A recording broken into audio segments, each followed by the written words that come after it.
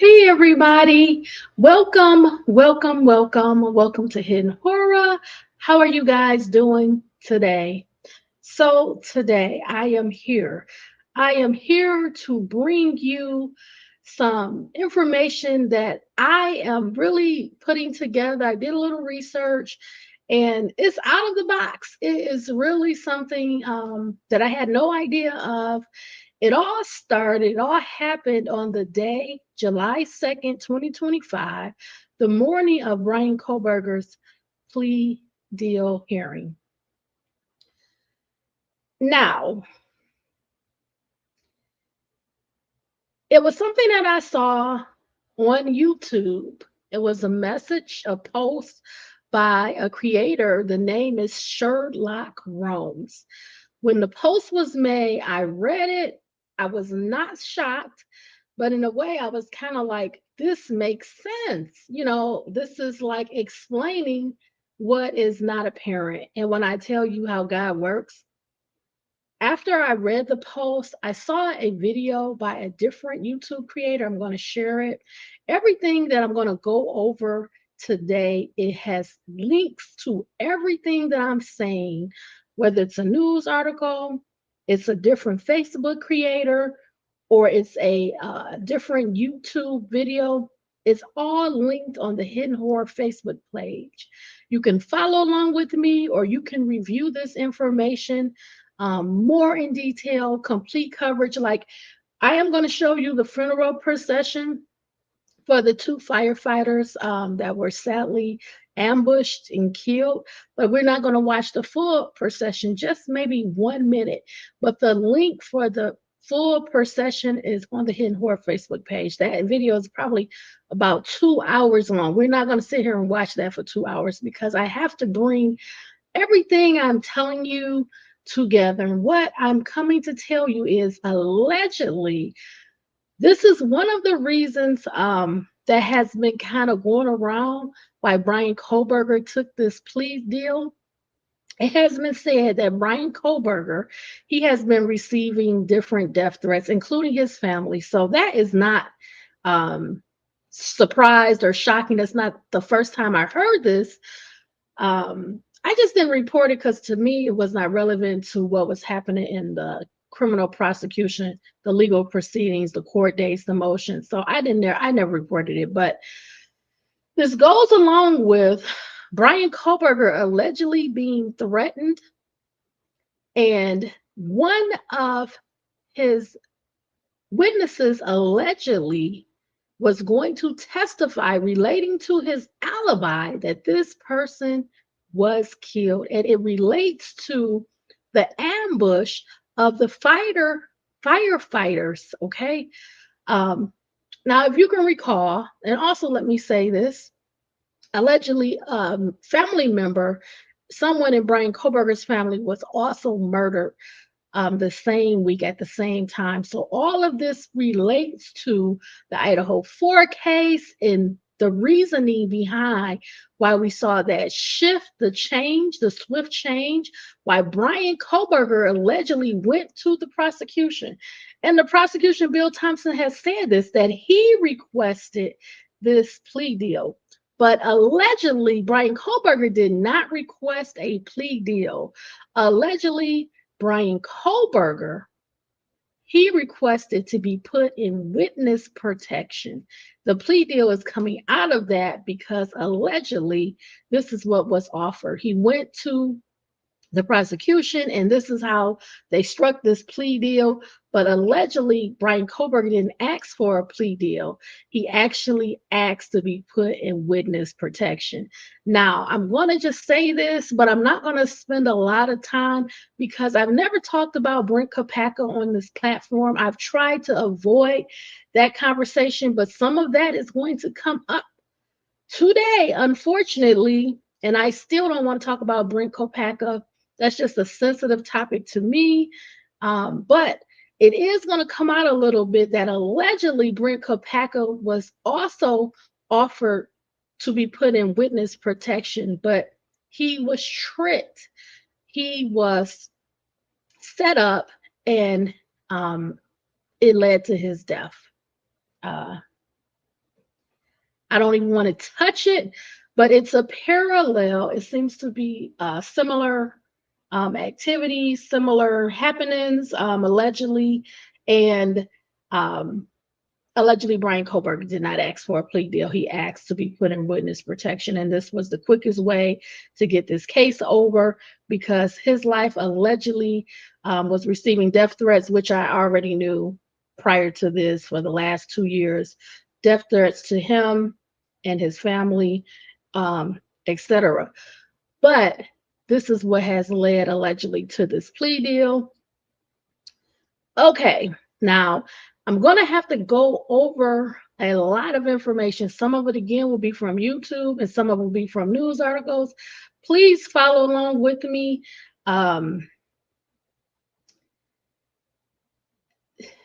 What I feel is something that you should watch. We're only going to watch a few minutes of the very last thing I show you, but I encourage you to watch this video from this YouTube creator in full. She's a medium.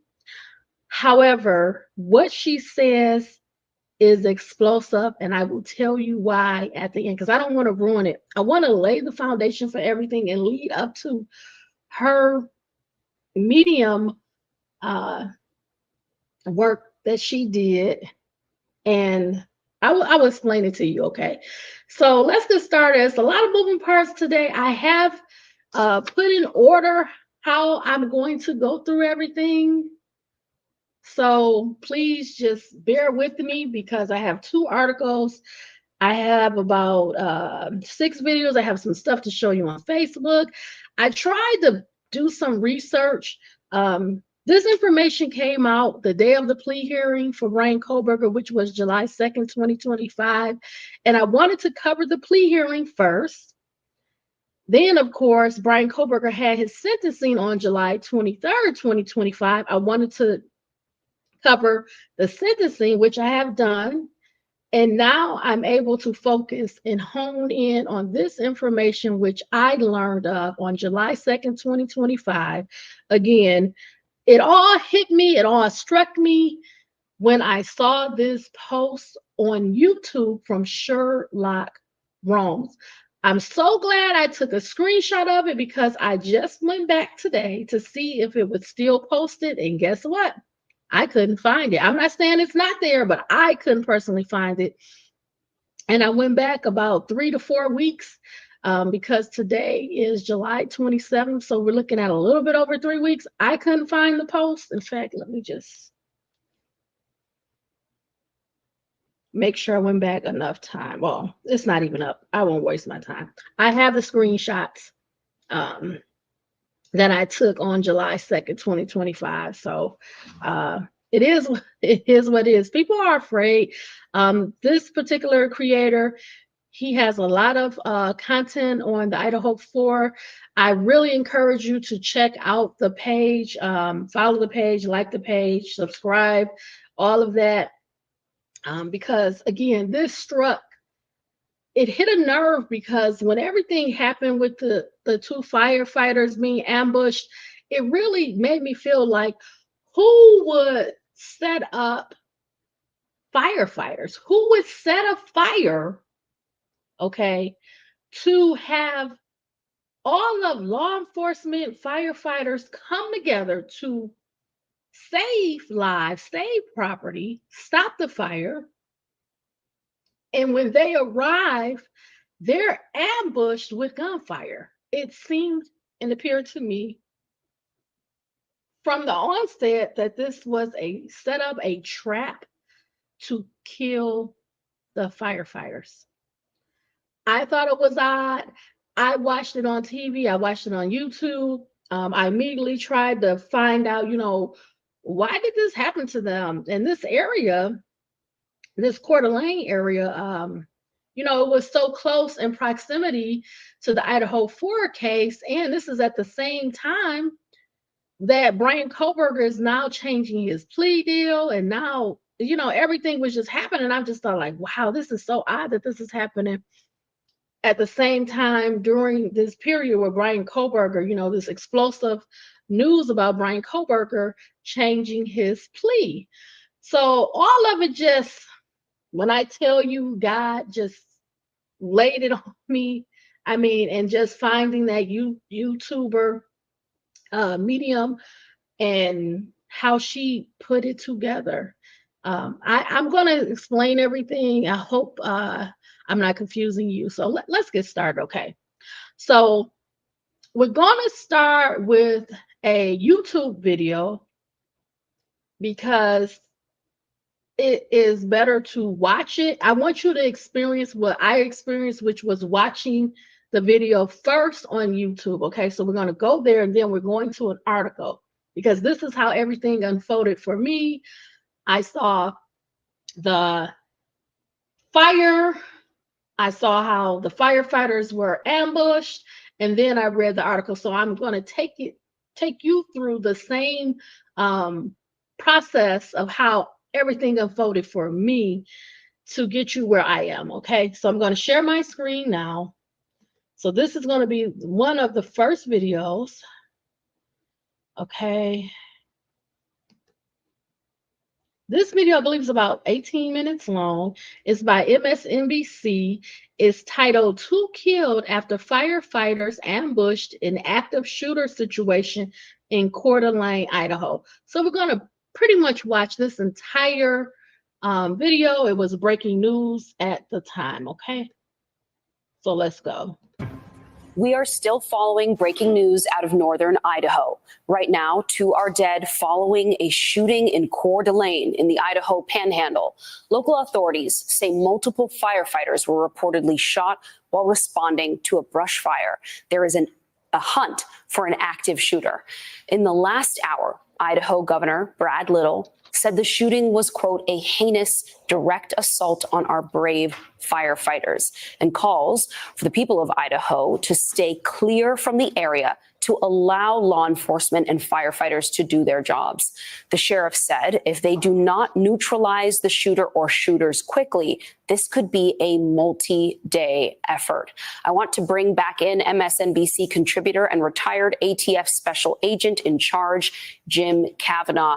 Jim, thanks for sticking with us. The prospect of a multi-day effort, multi-day search here, not comforting, I imagine, to many at home. Can you talk us through the kind of work law enforcement investigators must be doing on the ground right now to make sure the area? And my apologies, I'm interrupting because I want to give you an idea of the time frame. So allegedly, the week of June the 23rd through the 27th, that's a Monday through Friday, allegedly Bryan Kohberger reached out to the prosecution for help, for a plea deal, okay? So we know that there were rumblings as early as Friday, June 27th about this plea deal. Now, what I want to say is this ambush of the firefighters happened on Sunday, June 29th, okay? Sunday, June 29th. So we know that that Friday there was some rumblings about a plea deal. I couldn't see, if you go back to my videos, there hadn't been anything on the docket when I did my videos that weekend, that Saturday, June 30th. But we know that by Monday, Judge Hippler was made aware. He said he was made aware that there was a plea deal reached. Okay, but this ambush of the firefighters, this happened on Sunday, June 29th. Okay, so I want you to follow my thinking and all of that. All of this is happening at the same time, around the same time. Okay. Area is as safe as possible, as soon as possible, Jim. Well, they're massing their forces. You know, the state troopers are coming in, the federal agents, ATF and FBI are be coming in, marshals, U.S. Marshals, and of course the sheriff and the city police in Coeur d'Alene and the surrounding counties. They're all going to be geared up, activating their SWAT and SRT teams, which is synonymous. And they'll be gathering their crews so they can search. If this was a brush fire set in a rural area and the sniper's laying in wait for the firefighters, Okay, so I want to pause and hear what he just said, that this was a brush fire set. So allegedly this fire was set. It was going to trigger, of course, emergency services, the fire department, the police department, okay? And when they were to arrive, they would then be attacked. They would be ambushed. This is a trap. And they would be taking on gunfire. Let's continue. he must have had a plan to be able to egress the area.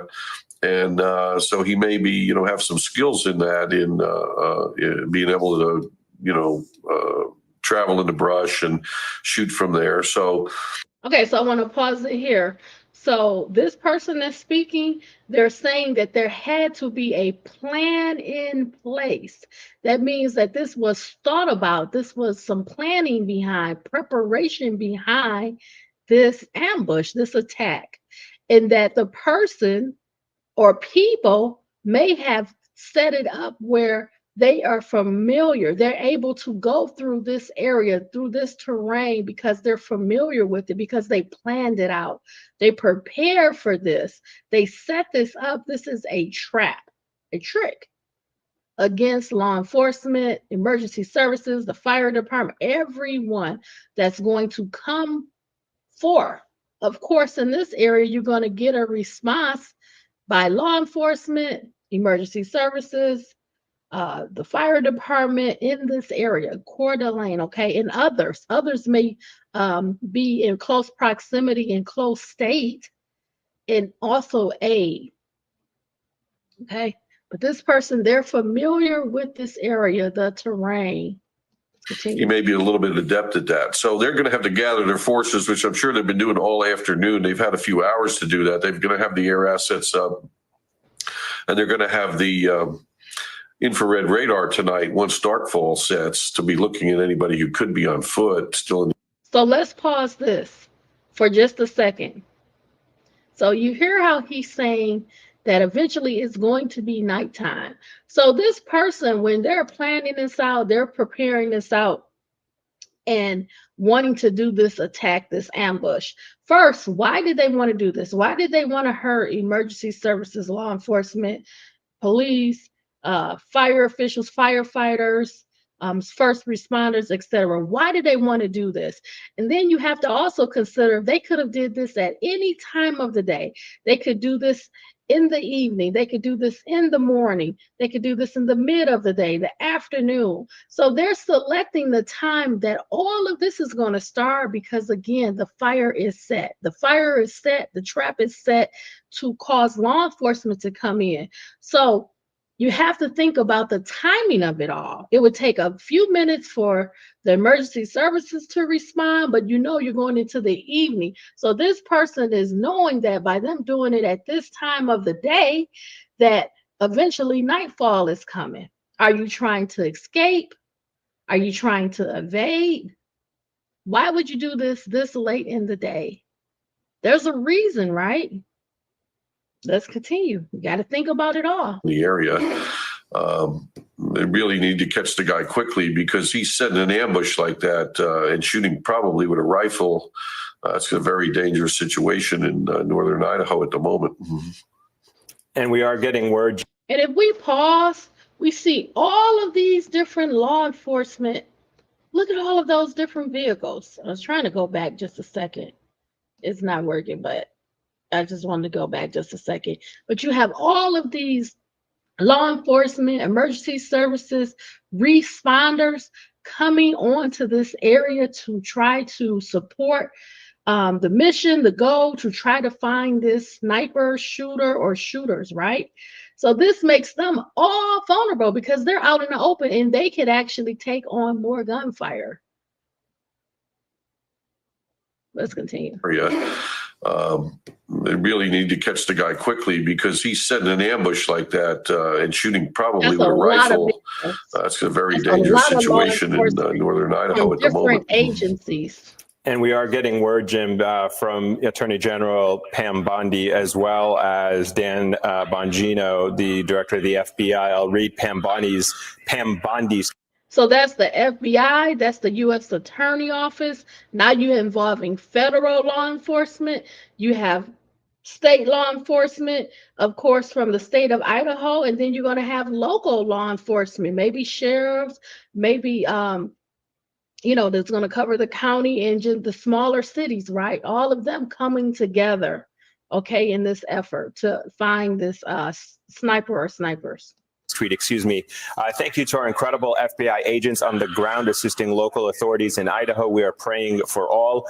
FBI assets are headed to the scene in Coeur d'Alene to provide tactical and operational support. It is an active scene.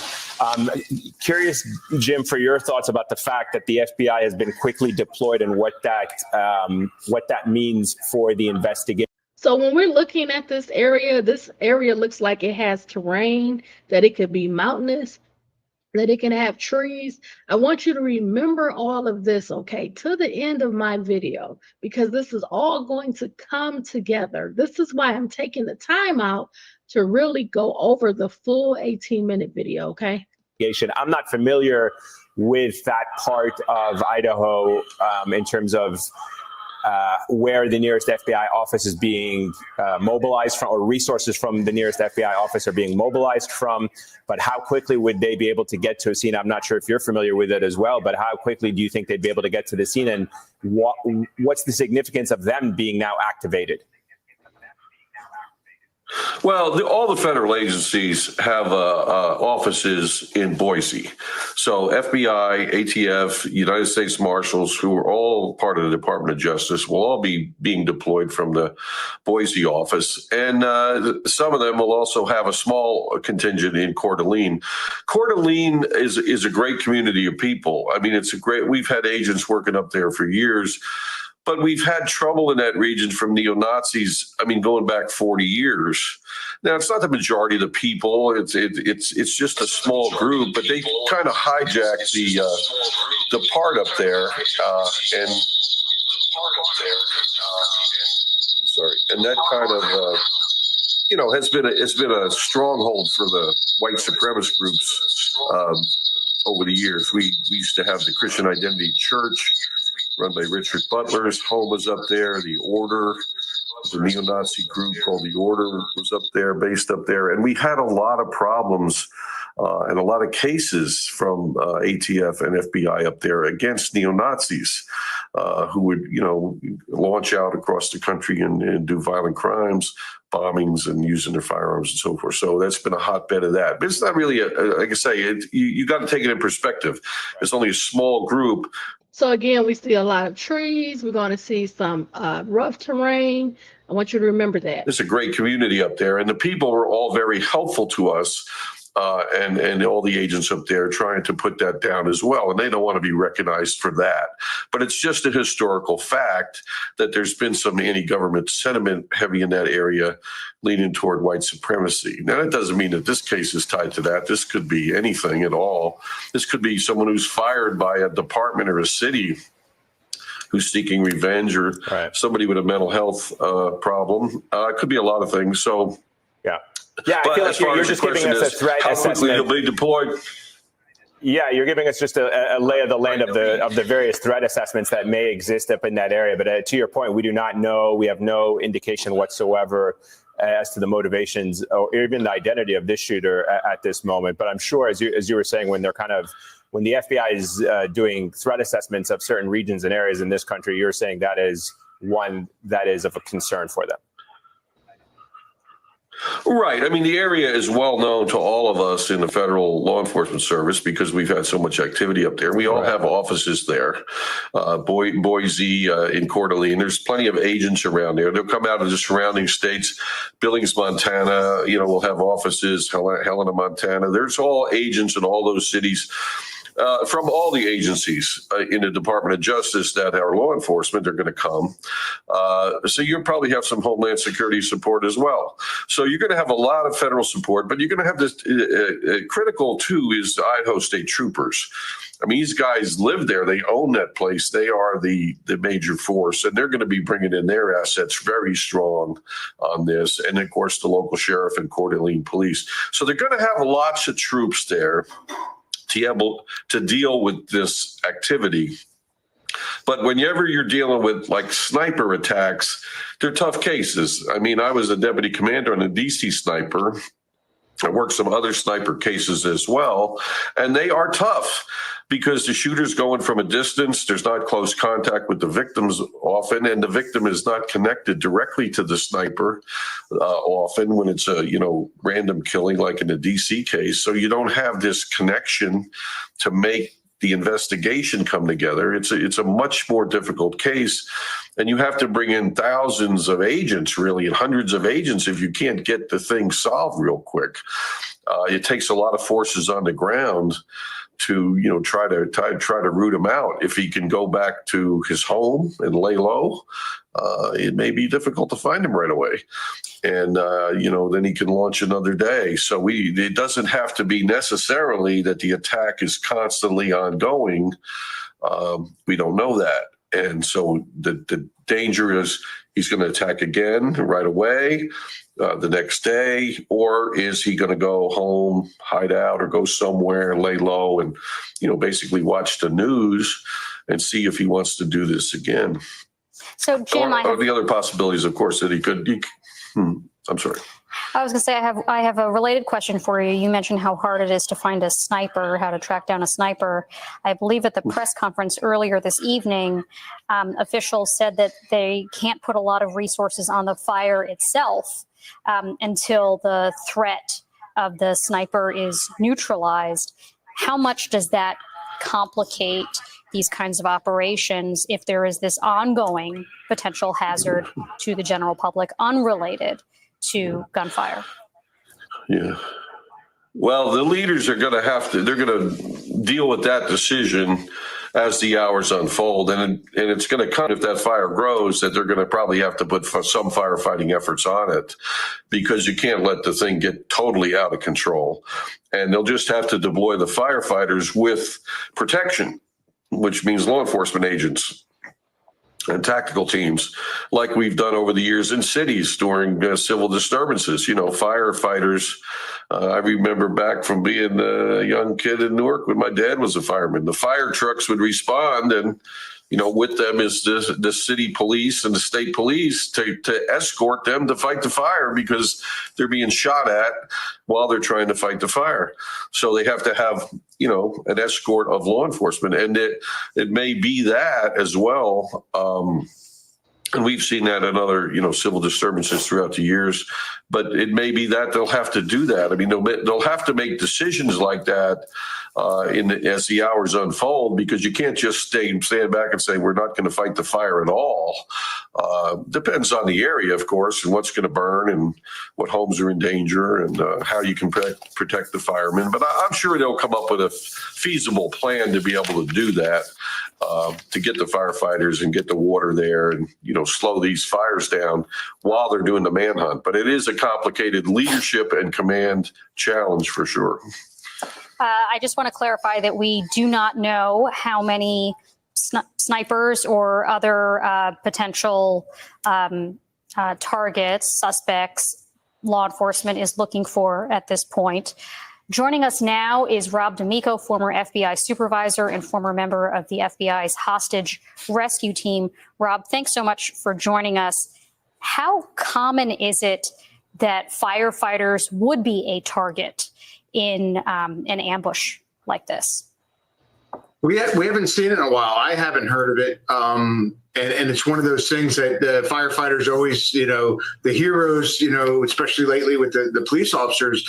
And I have not heard since, Jim had talked about in the old days when firefighters in some of the cities were getting fired upon when they were fighting fires, especially the wildfires, because they're kind of like local heroes out there risking their lives to save, property and people. So I had not heard of it lately. It was surprising when I first heard it.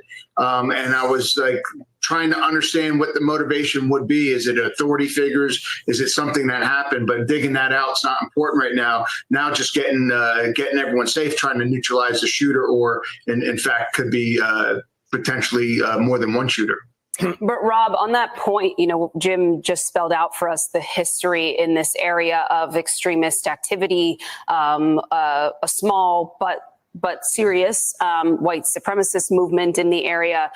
Would local law enforcement be familiar with who these people are? Would that be an important part of whatever investigatory work they're doing right now to see if there's a connection between those known movements and individuals in the area and at least the bit that we know has transpired tonight? Yeah, I mean, there are groups up there. They're kind of known for it, but it's also a place where people that don't want to be around people go to. But local law enforcement do know their constituents and who's around, and they know these groups, and they have communications with most of them. It's one thing to understand it. They may, be looking now what we call sources, trying to, call people and say, who could be doing this. There may be something that has led them to think it's somebody, understanding that there may have been rumors out there before. Or some previous threats made against, authority figures or even firefighters, that they can now start saying, okay, these weren't just, people talking, they may have taken action. But the local sheriff, again, and local law enforcement do know the people up there, and they understand who they are, and they've been dealing with them years and years. So I don't think it's going to come as a surprise, probably. But again, firming it up is always the hard part. So let's talk about the terrain right now, Rob, in terms of what assets would potentially come in handy. I mean, you'd think perhaps, and I see some helicopters there, that's why I was asking, aerial overhead would give you a lot of visibility and move much faster. But obviously with the trees and the shrubs, and if this person or people that were involved in this potential ambush, they would be difficult to spot from above with all the foliage around them. Yeah, it's going to take what we call, ground-air coordination, people on the ground directing the people in the aircraft to where they think they hear something. And then again, the cameras on those helicopters and probably people in those helicopters looking for movement. Any type of air, you're going to have drones, you're going to have helicopters, because the key is to try to get the shooters to not be able to move freely and then move tactical teams to flank them or come from behind, especially with terrain in between them, so that the subjects can't see the tactical teams coming up, because you want them to be out of line of sight so that they surprise the shooter. Again, it's a military tactic, but it's also a law enforcement tactical team tactic of, again, pinning someone down and then moving elements around behind them or to the side in order to get them. But they have to get it done before dark, because these people probably, or this person probably knows the area very well. If darkness falls, being able to move up on him from a tactical team is extremely dangerous. This person can run and not fear it. Law enforcement can't just run. They have to move with purpose. They have to look for cover to move between cover. And it's really tough to make up ground. If it gets dark, these people can probably move much further away. And that's when the sheriff said that it could be a multi-day thing, because if they get out of that area during darkness, now you have an entire huge area that they can move. They could have vehicles, they could have ATVs or motorcycles stored somewhere and get on them. This was probably a planned out endeavor. I think it probably came with, they called in on the fire, maybe even started the fire, right, and then had like this ambush set up, and they also have the ability to withdraw and cover and other vehicles possibly to get out of that area. So they really are trying to do something before daylight, before nighttime falls. But when nighttime falls, though, you do have other advantages: thermal imagery, you have night vision that they could have, but most likely law enforcement has much better. How do you, if in fact this was a potential ambush, that an ambush was laid for these firefighters to walk into, how does that change the way the rest of this manhunt plays out, where this potential suspect or maybe multiple suspects involved in this may have other ambushes laying for these first responders as well as law enforcement that begins this manhunt? How does that change the calculation of those people on the ground who are now searching for shooter/shooters? Yeah, it changes a lot, because if they went to the plan to do this, they did it on the time that they wanted to do it. The planning went into it.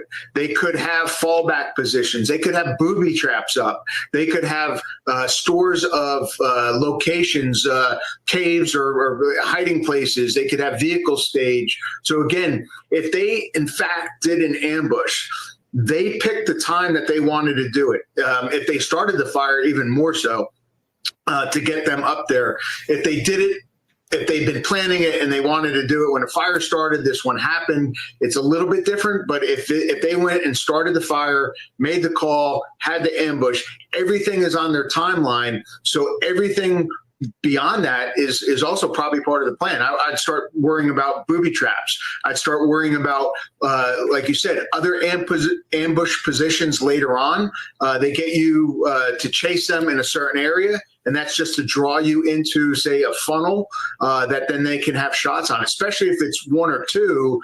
I mean, if it's more than one, if there's two, one person can be moving while the other one covers them. So as the tactical teams are moving close to them, that other second person can fire on them. Again, it's just unbelievable the possibilities that could be out there if it is more than one, and if they planned it. Okay, so we're done with that video. And we're going to our article. I just thought of something that I probably should share. I want you to know that Bryan Kohberger's witness list for lay witnesses and expert witnesses were sealed. So we don't have the names of the potential witnesses that were going to testify in the case.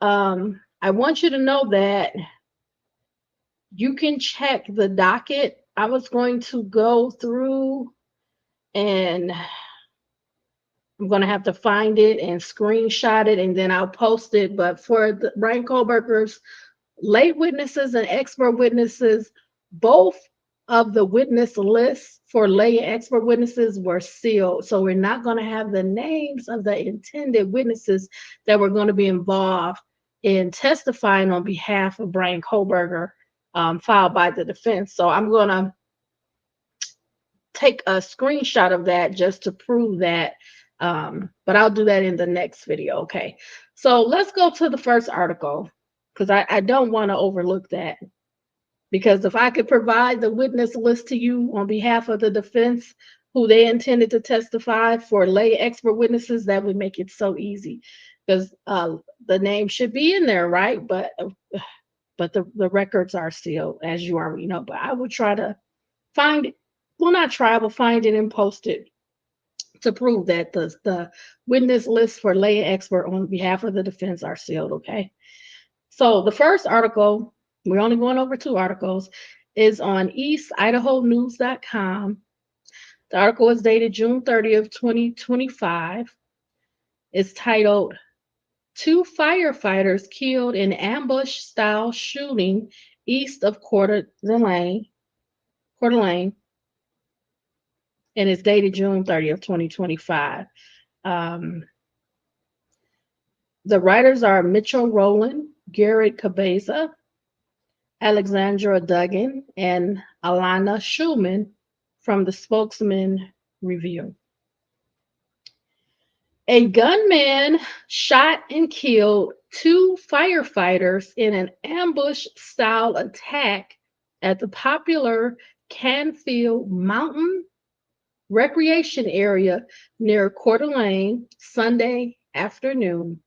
The slain firefighters were from the Coeur d'Alene Fire Department and Kootenai County Fire and Rescue. Kootenai County Sheriff Bob Norris said at a news conference Sunday night a third firefighter was fighting for his life after undergoing surgery. The sheriff said investigators believe the fire was started intentionally to lure fire crews to the area. They also believe there was only one shooter and there is no longer a threat to the community. Oh, those words sound so familiar. Isn't that what they said in the Bryan Kohberger when they were looking for him allegedly? That it's no longer a threat to the surrounding community at the university. Okay, let's continue. These firefighters did not have a chance, Norris said. It was unclear earlier in the day if there was one or more multiple shooters, Norris said. When firefighters reported the shots, they said they felt them coming from different directions. So that would indicate more than one shooter, a planned effort, a planned attack.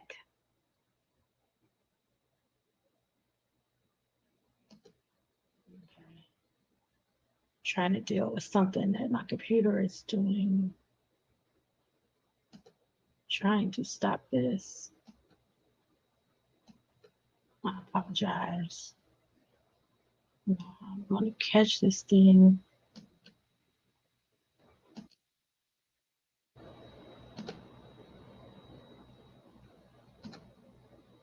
Okay, my apologies. But members of the SWAT team found one man dead on Canfield Mountain with a gun nearby. According to a news release from the Kootenai County Sheriff's Office, a shelter-in-place order for the surrounding area was then lifted. So allegedly, the SWAT team found one man dead on Canfield Mountain with a gun nearby. What does that remind you of?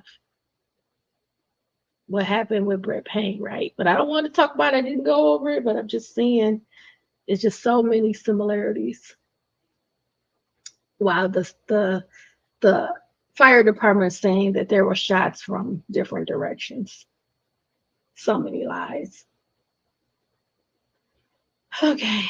The line of duty slayings rocked a region marked by a history of law enforcement deaths, including the 2015 murder of Coeur d'Alene Police Sergeant Greg Moore and the 1998 murder of Idaho State Patrol Trooper Linda Huff in Coeur d'Alene.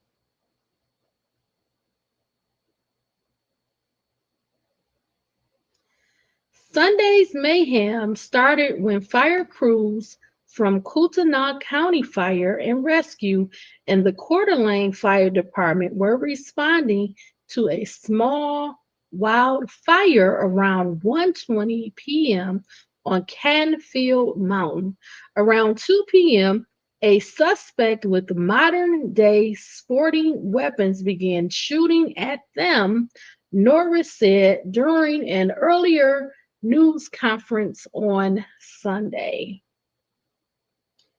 The firefighters did not have a chance, Norris said. Investigators were able to hone in on a cell phone that had been in one place on the mountain since 3:16 p.m. Norris said when they traced the phone, they found their alleged suspect dead with a firearm under his body. Norris said it's unclear whether he died by suicide.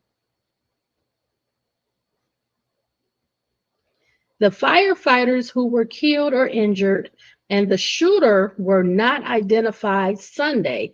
More than 300 officers were on the scene Sunday, all from different federal and state agencies, Norris said. Law enforcement had to quickly recover the person's body as the threat of wildfire was becoming increasingly close, he told reporters at a late-night news conference. Norris listed no motive for the attack. We are grieving as an organization, said Kootenai County Fire and Rescue Deputy Chief of Operations Pete Holly. We have mobilized peer support groups for our people. That is something we have put into place. We don't know all the extent of what we need to do for our people just yet. Kootenai County Commission Chairman Bruce Matar said Sunday that what happened was senseless and tragic beyond words. June 29th, 2025 is a day that we will not forget in this community. It is a day of evil showed its face, and we lost two outstanding professionals of the highest quality, Mater said, and I cannot fathom why anyone would commit such a heinous act. This kind of senseless violence is unheard of here. Ricky Walsh, vice president of the International Association of Firefighters District 7, posted on Instagram Sunday evening that members of our fire service family have been involved in an active and ongoing incident. The post said no additional details will be released during this incredibly difficult time. As the violence unfolded, hikers were stuck on Canfield Mountain waiting to be evacuated or in shock, Norris said. This is going to be like a multi-day operation. At the 4:30 p.m. news conference, Norris said deputies were actively taking sniper fire as we speak and expressed hope that the shooter or shooters would be neutralized.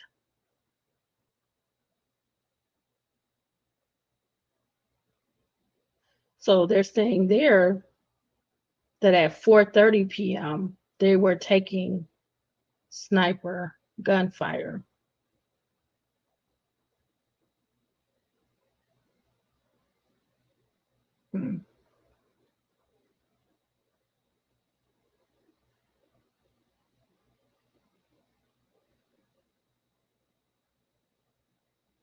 So while they're at the press conference, they're saying this shooter is still shooting at 4:30 p.m. And the shooting, the wildfire was set around 1:20 p.m. Around 2 p.m., the shooting began. So more 2.5 hours later, law enforcement is still taking on gunfire by this lone shooter, allegedly, even though the fire department, the firefighters said that they were taking on gunfire from multiple directions.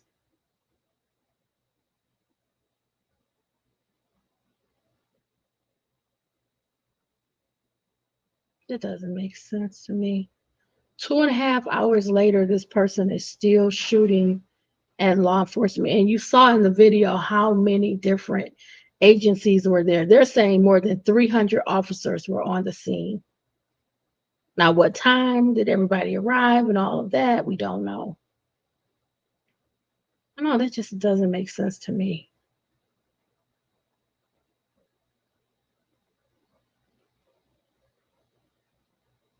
So again, at the 4:30 p.m. news conference, Norris said deputies were actively taking sniper fire as we speak and expressed hope that the shooter or shooters would be neutralized. They are not at this point in time showing any evidence of wanting to surrender, he said. We will neutralize this threat. A heartbroken Idaho governor, Brad Little, posted on Facebook about the attack. Multiple heroic firefighters were attacked today while responding to a fire in North Idaho. This is a heinous direct assault on our brave firefighters. The statement reads, I ask all Idahoans to pray for them and their families as we wait to learn more. Senator Mike Crapo called the shooting horrific in a post on X, while Senator Jim Rush said on the same platform that he was monitoring the incident. Gut-wrenching news coming from Coeur d'Alene. Representative Mike Simpson also posted on X, as the situation develops, our thoughts and prayers are with the brave firefighters and all first responders on the scene. The shooting also garnered national attention, with Attorney General Pam Bondi on X thanking FBI agents for assisting local authorities in Idaho. We are praying for all, she wrote. A Life Flight Network helicopter was waiting in the area where members of the public gathered along 15th Street to watch. Around 5:20 p.m., federal law enforcement helicopters from the U.S. Customs and Border Patrol flew into the command post near Canfield Mountain at Cherry Hill Park. Spokane resident Gerard Ward, watching the response from the parking lot of a Nom Nom gas station on 15th Street, said an array of police vehicles came through. Ward said the area police are searching was a lot of recreational trails and whatnot up there now. A former resident of Coeur d'Alene, Ward said he still has a lot of friends and family in the area. It's heartbreaking, Ward said. About a dozen other people were watching from the Nom Nom gas station on 15th Street and Best Avenue as gray smoke rose from the mountain to the east. Among them, Darren Jordan said he saw the incident on the news and used his bicycle turned motorbike to ride the couple blocks from his home for a better vantage point. I don't know what to think at this point, Jordan said. Luke and Bree George were standing further north of 15th Street near Steiner Avenue for about 2 hours. They noted multiple law enforcement agencies from the region going up and down 15th, which was blocked to civilian traffic.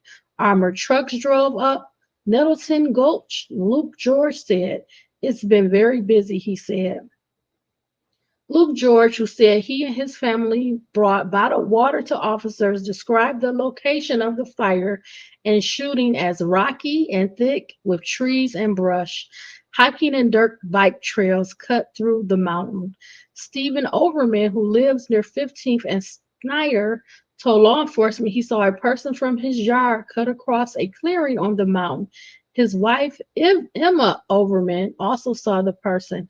I hope they got him, Steve Overman said. So this person could possibly be a sniper also. It sounds like he may have gotten away. Maybe there were multiple shooters because firefighters said that they were taking on the gunfire from different angles. A Kootenai County Sheriff's Office deputy then handed binoculars to Luke George and asked him to look at the clearing to report if he saw anyone. The Overman sighting spurred law enforcement to rush to the family's home. Multiple law enforcement officers, including SWAT, pulled up to the man's yard to ask Steve Overman what he saw. The judge and Overman couples have lived in Coeur d'Alene for several decades, and Sunday's incident is something they've never seen. Nothing like this has ever happened, said Emma Overman, who lived in Coeur d'Alene 44 years. Luke George said he's lived there all 39 years of his life. It's not the town we grew up in, that's for sure, he said. Later in the evening, residents as far as Spokane gathered to watch a procession of 99 emergency vehicles and a helicopter for the fallen firefighters coming from Coeur d'Alene. Smoke from Canfield Mountain could still be seen some 30 miles away. There were many more ambulances and fire trucks on the bridges crossing Interstate 90. Police officers blocking traffic stood in silent salute as each vehicle with emergency lights on passed. Also responding were the Spokane County Sheriff's Office, Spokane Police Department, Spokane Valley Fire Department, Spokane Fire Department, agencies from Montana, and federal agencies like U.S. Customs and Border Patrol and the Bureau of Alcohol, Tobacco, Firearms, and Explosives, abbreviated ATF, okay? Every day, firefighters and EMS personnel put themselves in harm's way for the communities they serve. Moments like this are a painful reminder of the risks they face in the line of duty and the strength of the fire service family when tragedy strikes. The Washington State Council of Firefighters posted on Instagram. As some law enforcement left the area Sunday evening, others gathered in an apparent debriefing. Some first responders near the command post sank into each other's arms in a hug, patting one another on the back. A Kootenai County Sheriff employee put his arms around another and asked, "You okay, man?" Very unfortunate situation. Now we're going to go and move on to a video. So firefighters are going to be identified, the 3 victims, 2 murdered. This is going to be a very brief video. It's by Crim 2 News. It's titled Fire Officials Identify Firefighters Killed in Coeur d'Alene Ambush Shooting. So this is about 3 minutes long. Now back to the situation in Coeur d'Alene. 2 firefighters were killed, another seriously hurt in an ambush on Canfield Mountain yesterday. Today we are learning the identity of the shooter, 20-year-old Wes Rowley. Firefighters responded to a brush fire early yesterday afternoon along the Canfield hiking trail. While battling that fire, first responders were shot at. Last night, a procession of law enforcement and firefighters escorted the 2 firefighters who died in that ambush. The firefighters were taken from Coeur d'Alene to the Spokane County Medical Examiner's office. People and other firefighters lined the overpass along with I-90 to show respect for the fallen brothers. And Coeur d'Alene remembering the late firefighters today. Creme 2 Shannon Mowdy is at the proceedings right now. Shannon, we just heard from fire officials who identified the victims in this case. Yeah, we're at the Kootenai County Fire and Rescue headquarters in Post Falls, where we just heard from fire chiefs from the city of Coeur d'Alene and Kootenai County Fire and Rescue, learning the identities of those firefighters. So from Kootenai County Fire, Battalion Chief Frank Harwood was killed yesterday. From the city of Coeur d'Alene, Battalion Chief John Morrison also died. And tonight, Dave Tisdale, an engineer with the city's fire department, is in critical condition. We heard from the fire chief of Coeur d'Alene, Tom Greif, and he said that he had heard from Tisdale's wife that he is able to open his eyes today after 2 successful surgeries before noon, and that he is surrounded by his family and loved ones. And they thank everyone for the outpouring of support from the community. And we do want to remind you that you need to be careful about donating and where you donate. So there is an official avenue for donating to these families and for fire crews who are still battling the Nettleton Gulch fire and just needing some support right now. So the way to donate is to go through the Red and Blue Foundation here locally. They are partnering with Anchored Coffee Company. So all of those coffee stands are taking donations. They're taking food, water, and money. You can also donate money in person at any First Interstate Bank location. That money will go directly to those 3 firefighter families.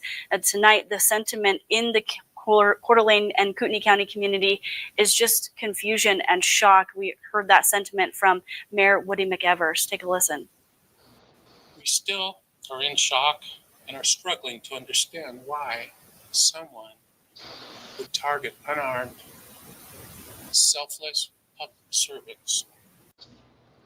Law enforcement is continuing to investigate. The Chief Greif said that they got the reports of smoke yesterday afternoon, and they just responded, as they always do, to attack this fire. and instead they themselves were attacked. And this, of course, is all still under investigation. In Post Falls, Shannon Mowdy, KREM 2 News. This woman. Okay, so let's close that out. Okay, so they've identified there's 3 victims, 2 deceased, and I want to hone in on this because we're going to only focus on the victim, Chief Battalion Morrison, and I will explain why a little bit later, but I want to go over the fire officials. They're going to give more details. So let's go over this video. It's a little bit longer. So they're going to give more details on the ambush. This video is provided by KUTV 2 News, Salt Lake City. It's 25 minutes long. We're probably not going to watch the whole video. The video is titled "Officials Give Details on Idaho Shooting After Sniper Ambushed Killing 2 People." Okay, these are 2 firefighters. So let's enlarge this.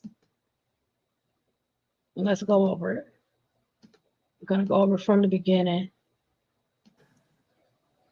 Anybody have any issues with the sound, or are we good to go? Okay, good evening. It is a sad day in Kootenai County. Very, very sad. Today, we're going to go over the timeline. We're going to introduce everybody that's up here. Chairman of the BOCC is Bruce Matari. We have Lieutenant Jess Stinson from the Idaho State Police. We have Bill DeRuyter from the Coeur d'Alene Police Department. And we have Pete Hawley from the Kootenai County Fire and Rescue. And we're going to go through a quick timeline. This is still a very, very fresh investigation. So, an incident. So many of these facts might change, but they are evolving as we speak. At approximately 1:21 this afternoon, we received a phone call that there was a fire on the backside or east side of Canfield Mountain. Fire assets responded to the scene, and at approximately 2 o'clock, firefighters broadcast that they were being shot at on Canfield Mountain. During that next hour and a half, where we have assets that are responding to the aid of these firefighters, we still have an active fire. We are managing about 17,000 square foot containment area. We are requesting other law enforcement agencies to assist us. We had a great response. We had the Spokane County Sheriff's Office responded in force, the Spokane Police, the Coeur d'Alene Police Department, the FBI, many agencies responded right here in Idaho, Bonner County, Shoshone County, Kellogg. So we had about 300 law enforcement officers that were on scene that were trying to make heads and tails out of what was occurring. And during this time, we exchanged gunfire with the suspect, and we also got information. We received information from the White House, from Kash Patel, the FBI, from Governor Brad Little, and also Raul Labrador, that anything that we needed, that they would absolutely respond. So we had a lot of assets that came into that command post. And then we had a briefing about 6:30, about 18:30 hours at the command post. And in that briefing, we kind of gave an update to the agencies that this is still an active shooter, and that as soon as this individual could be neutralized, that he should be neutralized, and the threat should be eliminated as quickly as possible. At approximately 1940 hours, we did have information that let me back up just a second. We had a cell phone activation that was in the same spot since about 3:16. And that it was in the same area. And we honed in on that cell phone, and we saw that there was a male appeared to be deceased with a weapon nearby. So we have currently one dead shooter.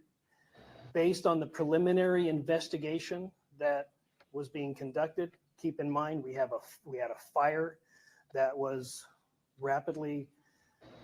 Don't eat breakfast before watching this. Orange juice or cereal? Neither. Americans didn't drink orange juice. My apologies. It was approaching the body, so we had to scoop up that body, and we had to transport that body to a different location. But based on the preliminary information, we believe that is the only shooter that was on that mountain at that time. So there is no threat to the community at this time. Based on the trajectory and based on the type of weapons that this individual had that we could recover, we believe only the one shooter. We did lose a Coeur d'Alene firefighter, and we did lose a firefighter from the Kootenai County Fire and Rescue. We have another firefighter that just came out of surgery from the Coeur d'Alene Police Department. I'm sorry, from the Coeur d'Alene Fire Department, right? Is that true? Okay. He just came out of surgery. He is fighting for his life, but he's in stable condition. So we knew that our resources were exhausted, that if this were to prolong into a 24 or 48 hour operation, we would need additional helicopters. We had 2 helicopters that were up, and we had snipers in them. So if they had an opportunity to take a shot, then we wanted them to take that shot. We wanted to neutralize that threat. And Chief, is there anything that you'd like to say, or you want to take questions? Okay. Right now, like I said, this information is very, very preliminary. And if you have a questions, just ask who you'd like that question directed to, and we'll try to answer it.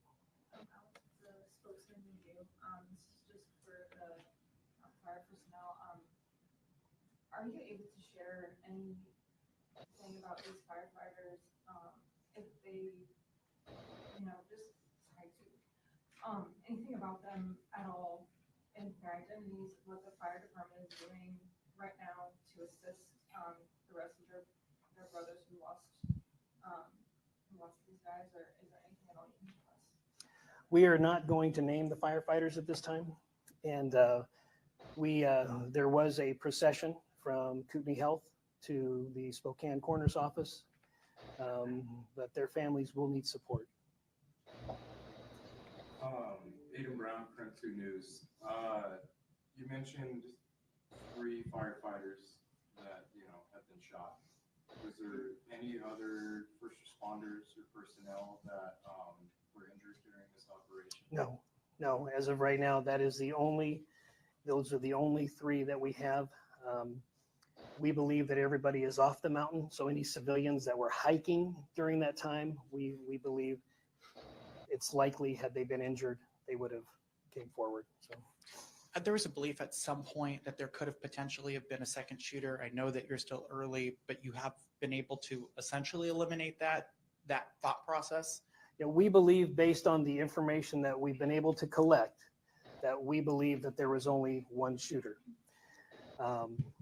And we based it on the weapons that we found at the scene, the type of injuries that were incurred by that weapon.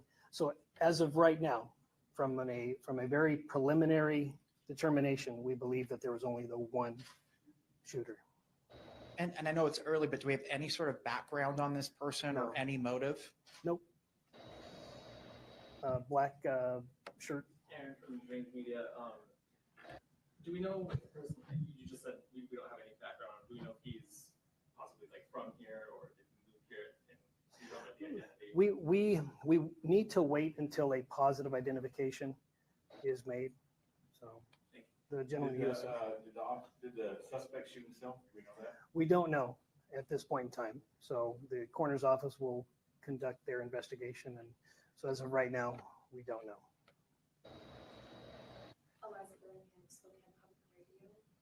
Are you able to give any insight on if you think there was a connection between the fire and the shooting?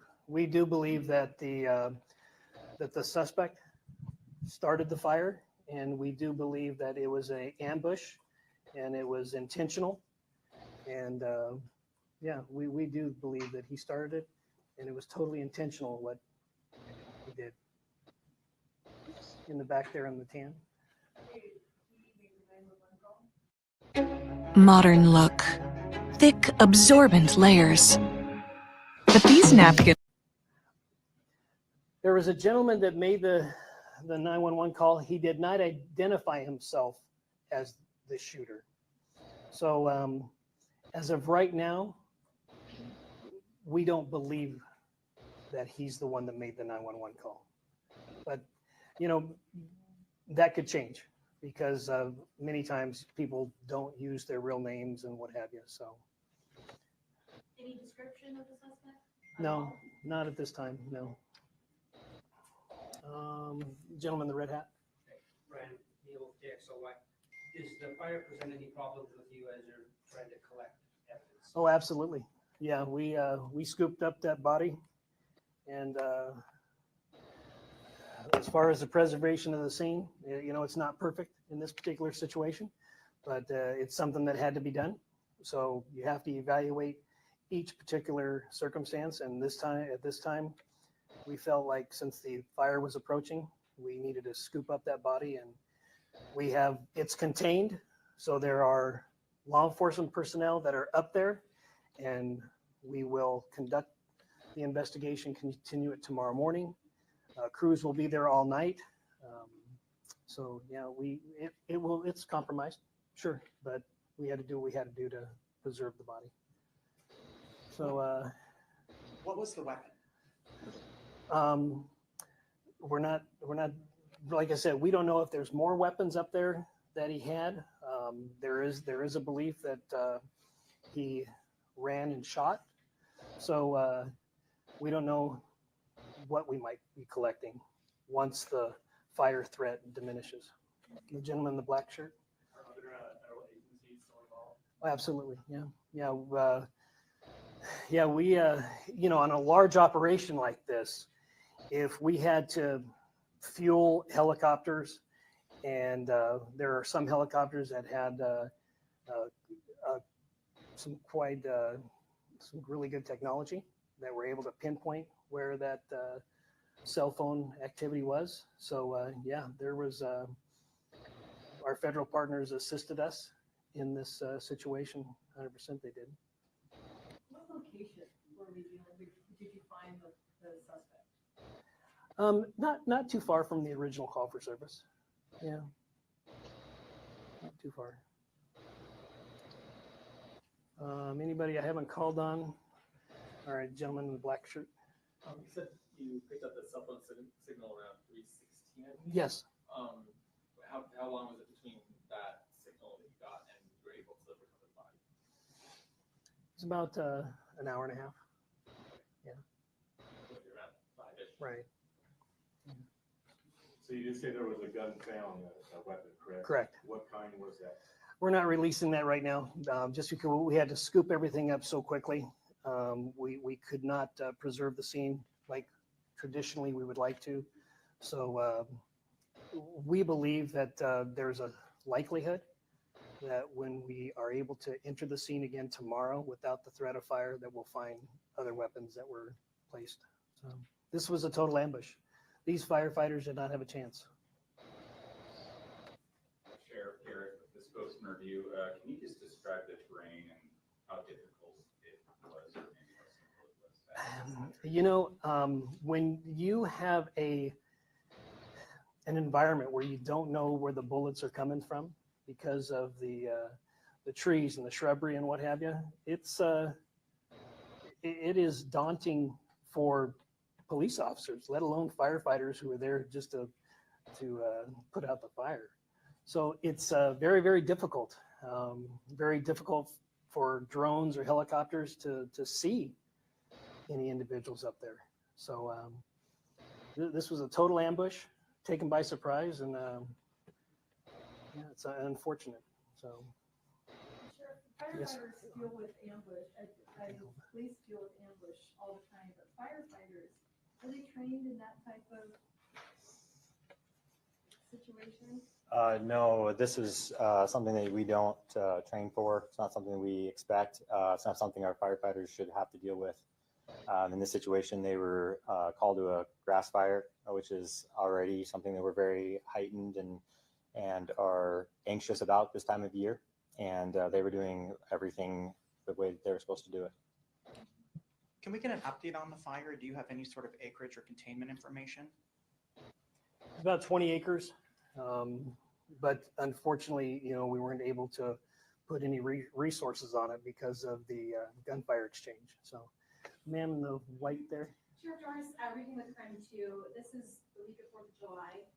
First responders I do want to pause it right here. So typically when law enforcement has not been able to secure and safely allow first responders, ambulance, paramedics, firefighters to go into a scene, they're not going to allow that until they can deem that area safe. So it sounds like the fire spread over the 28 acres because they were not going to allow any further first responders to go in to try to stop the fire.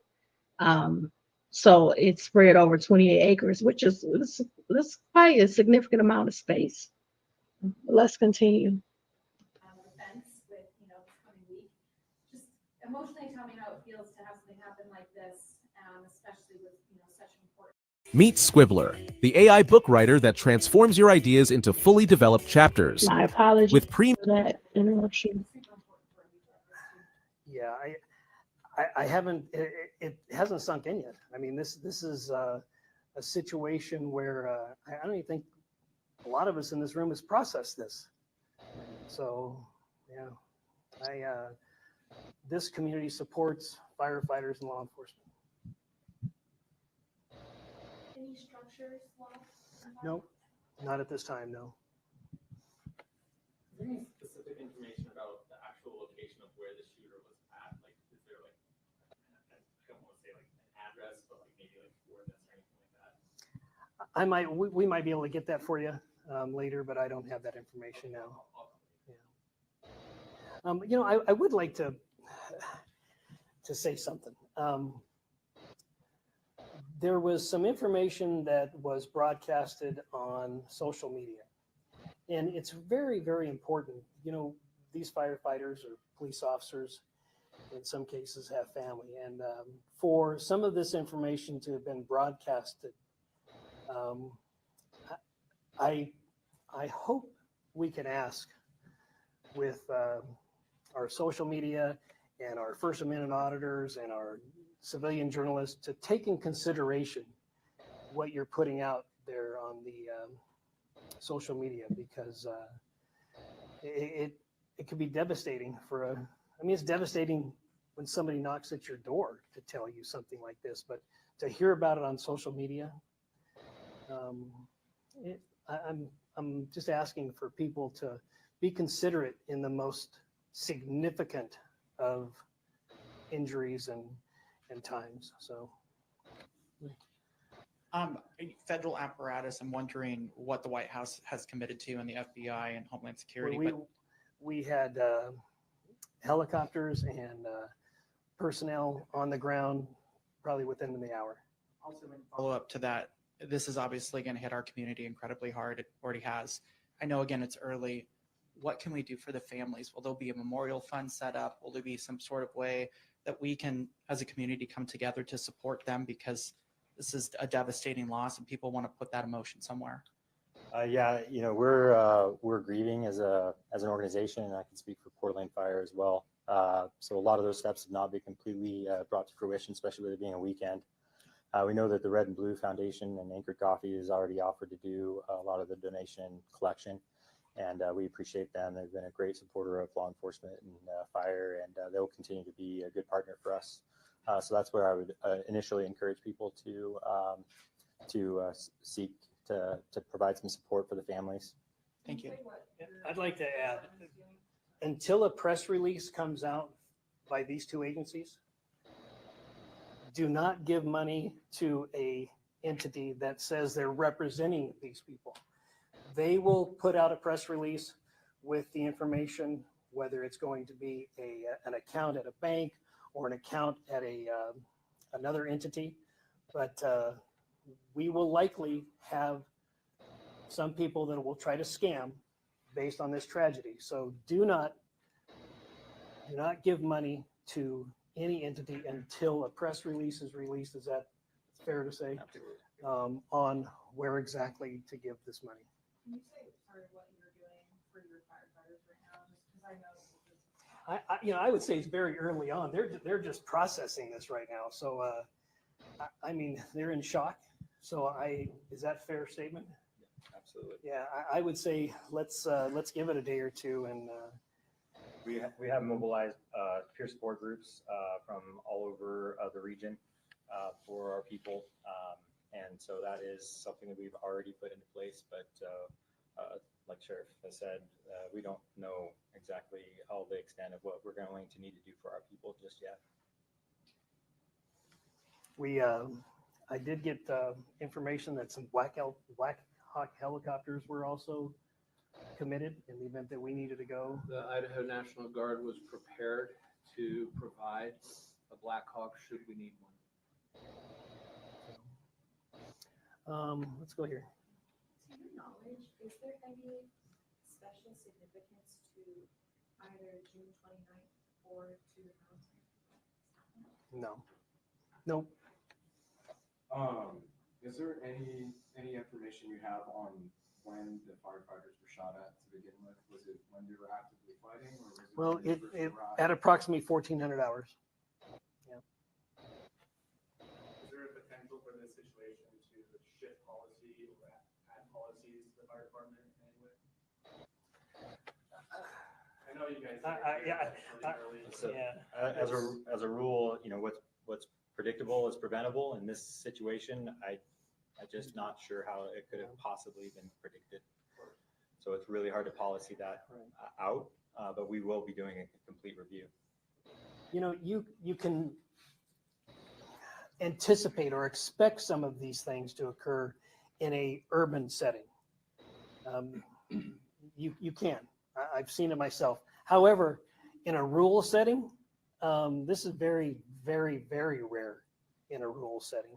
I mean, I've never seen it many times in an urban setting. I have not seen it in a rural setting. Yes, sir. Well, you got the last question. Lucky you. How involved were the firefighters in battling this blaze when they arrived there? Was it pretty immediate that these shots rang out, or were they dousing it with water? Do you know what time they arrived on scene? My understanding is that they were doing a reconnaissance on the fire initially, and that there actually was not any active firefighting at that point. So it was right early on in the incident. Thank you. And there was only one fire. I know that there was misinformation out there that there were multiple fires. For senior women who keep going strong, discover lightweight, My all-day comfort apologies for in the your new wardrobe interruption. savior. Almost over. Correct.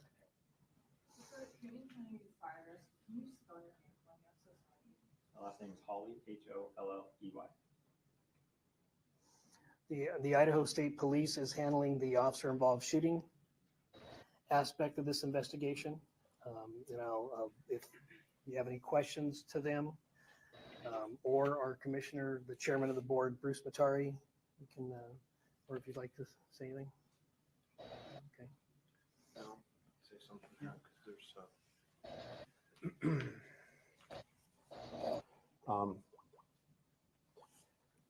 my name's Bruce Matari. I am the chairman of the board of the county commissioners in Kootenai County. First, I want to extend my most sincerest condolences to the loved ones of the firemen we lost today, and give my prayers to those injured and fighting for their lives.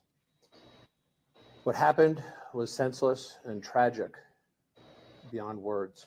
I also want to highlight the incredible rapid response from Sheriff Norris and his office, and how they rallied quickly with surrounding law enforcement agencies at the local, state, and federal level, and that includes outside the state in Washington. They quickly contained the suspect and prevented him from further harm to others. The response was phenomenal. June 29, 2025 is a day that we will not forget in this community. It is the day evil showed its face, and we lost two outstanding professionals of the highest quality. And I cannot fathom why anyone would commit such a heinous act. This kind of senseless violence is unheard of here. As the sheriff had mentioned, this is not who we are as a community. And when you hear how others portray the people who live here on the news, it's not true. What happened here decades ago is not reflective of the fine people who live here today. And I want everyone to know that this is a wonderful place to live, to raise your family, and visit. It is a place that is comprised of caring and considerate people who look out for each other. And we, this community, will look out for those who are grieving from this tragic loss of their loved ones today. And I ask that the people watching allow time for this community to heal from this unbelievable loss. And that I also want to thank the fact that, the resources are here and that they've been made available at the state level to support our local law enforcement and even at the federal level. It was an outstanding response, and Sheriff Norris and his office deserve all the credit for that. So thank you.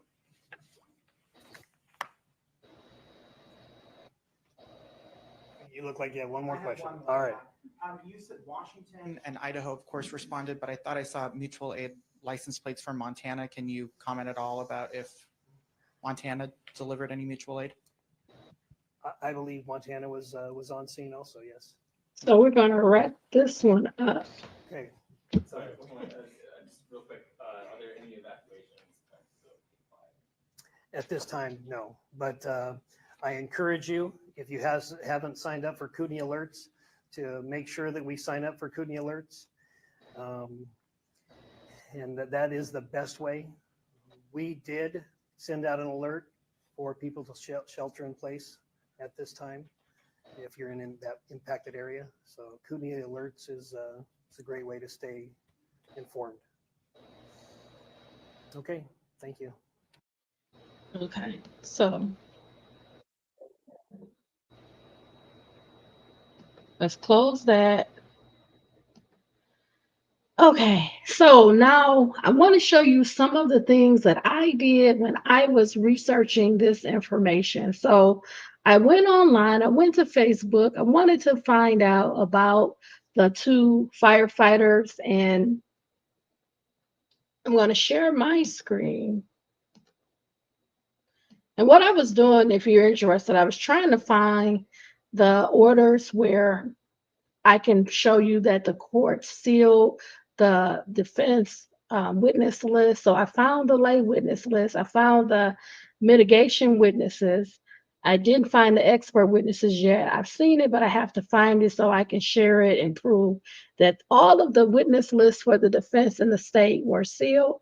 But we're focusing on the state, of course, to try to match up the names. Okay, that is the point, to try to match up the names of the witnesses in comparison to the firefighter that I believe was the victim. Okay, so we're on the Hidden Horror Facebook page.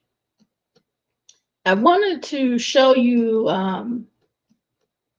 what I was working on when this first all came to me.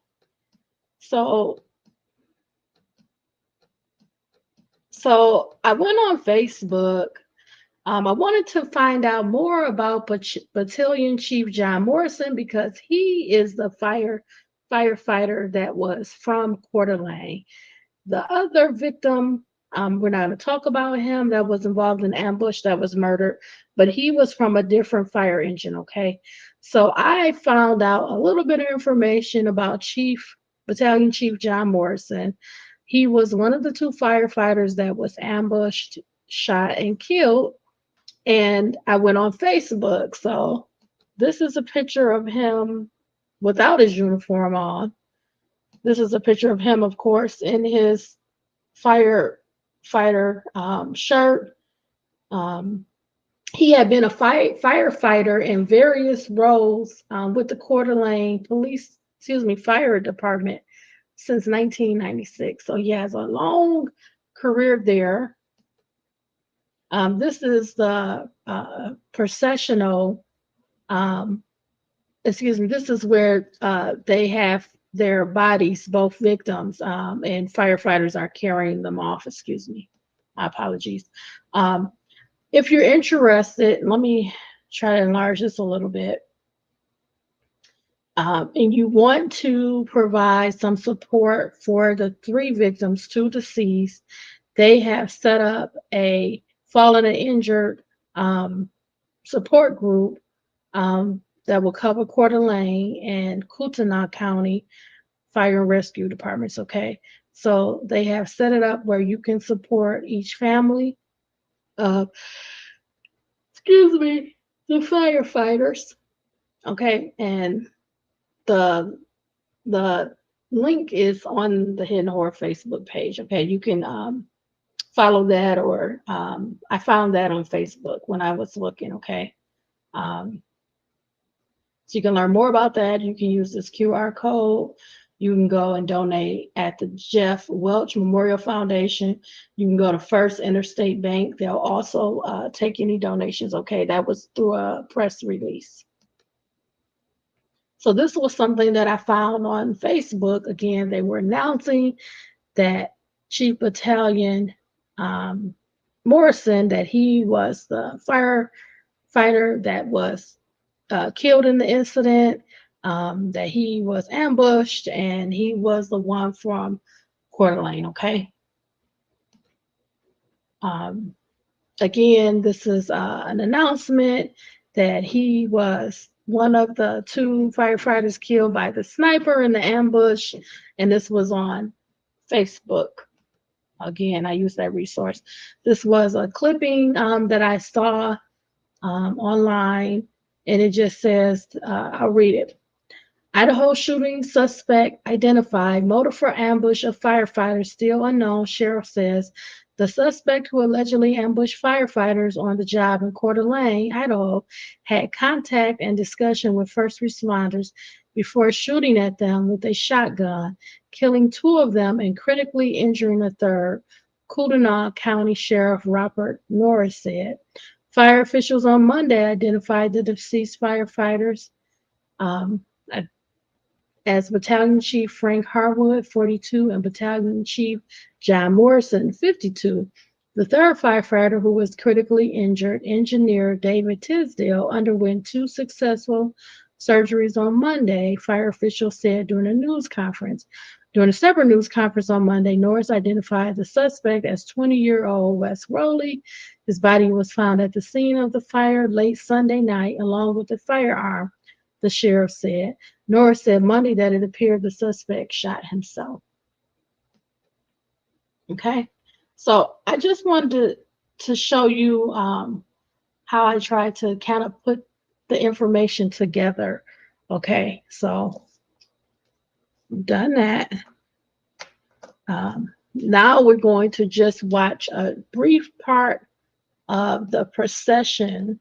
Okay, so let me share my screen. The procession is over 2 hours long. We're only going to watch a few minutes of it. We're going to start at about 48 minutes into the video. The video is provided by Creme 2 News. It's titled Watch Full Public Procession for North Idaho Firefighters Killed in Ambush Attack. We're just going to watch a few minutes. While the procession is going on, I'm going to keep looking for the sealing of the expert witness list, okay? So I'm going to enlarge this, and I will just play a few minutes of the processional. You are free to watch the full processional. It's linked on the Hidden Horror Facebook page. More and more individuals who make their way out here over the next few minutes, but I'll go ahead and toss it back to you, Laura. Brandon, thank you. Brandon talking about speaking to a woman who had firefighters rush in and save her life. And we see it as news people all the time, firefighters, we stand behind a line. People move away from fire. And these are the men and women who charge forward and do what they can to save property, to save lives every day, every single day. And that's what the two men were doing, rushing toward fire when they were killed by a gunman. All right, we are taking a live look right now. This is near the Spokane Medical Examiner's office, where there are crews now moving, a fire truck and fire vehicles moving in the area. You can also see some parked motorcycle emergency crews. We've watched some of the officers, motorcycle officers, putting on their helmets, and now we are seeing movement near the medical examiner's office, and we are seeing a hearse, and it's being led by the fire trucks. And I believe what we're seeing is likely the beginning of the procession, as the streets are lined now with people waiting to pay their respects to the two men killed in that ambush on Canfield Mountain. I'm going to take a moment here as we watch what I believe is the beginning of it, and fire crews and emergency workers getting in place. The procession is going to start here and then head east towards, as we just saw, towards Coeur d'Alene to the English Funeral Chapel there, where that procession then will end. And again, we are now seeing movement out here. So we're going to listen in as we have crews parked along the route as things get underway. We'll take a moment here. All right, we probably got about 5 minutes still. I don't know what we can do with the collision, but let me know what you're finding. Okay, I got it. Gonna try to move it off. So I believe we just heard it'll be starting in a few minutes. Is that what we just heard? We just got a 5-minute update. So now the procession, the folks involved, the emergency vehicles getting in place for the beginning of that. As you might imagine, it is a horrific couple of days for the firefighting families, but also the greater emergency crew family. That extends, certainly crews don't really see boundaries and state lines. This is a community that expands throughout the inland Northwest. And so you will see different agencies involved in what's going to happen over the next several minutes as the procession begins and they begin to travel east. We did see the officers, the motorcycle crews getting ready, putting on helmets, on standby. We have been given a 5-minute update, probably closer now to 3 or 4 minutes until things will start moving. In the meantime, we have seen people continue to gather. We've had crews in place now for over an hour, and we've seen crews continue to gather along roadways, bringing their flags with them. We've seen flags all along the side of the roads. We see families gathering, different agencies. We imagine many of them workers in the area coming out. This is, again, the medical examiner's office where the procession will begin. We have cameras staged along the area, along the route, all the way to the Coeur d'Alene area, where it will end at the English Funeral Chapel. And again, the two men being brought in the procession, killed on Sunday on Canfield Mountain while being heroic, responding to a report of a fire shortly before 1:30. And they were met by a fire there, and they were also met by a gunman and shot and killed on Sunday. One of their brothers shot, wounded, and in the hospital. We're going to take a moment now to pause and listen in as the procession gets underway.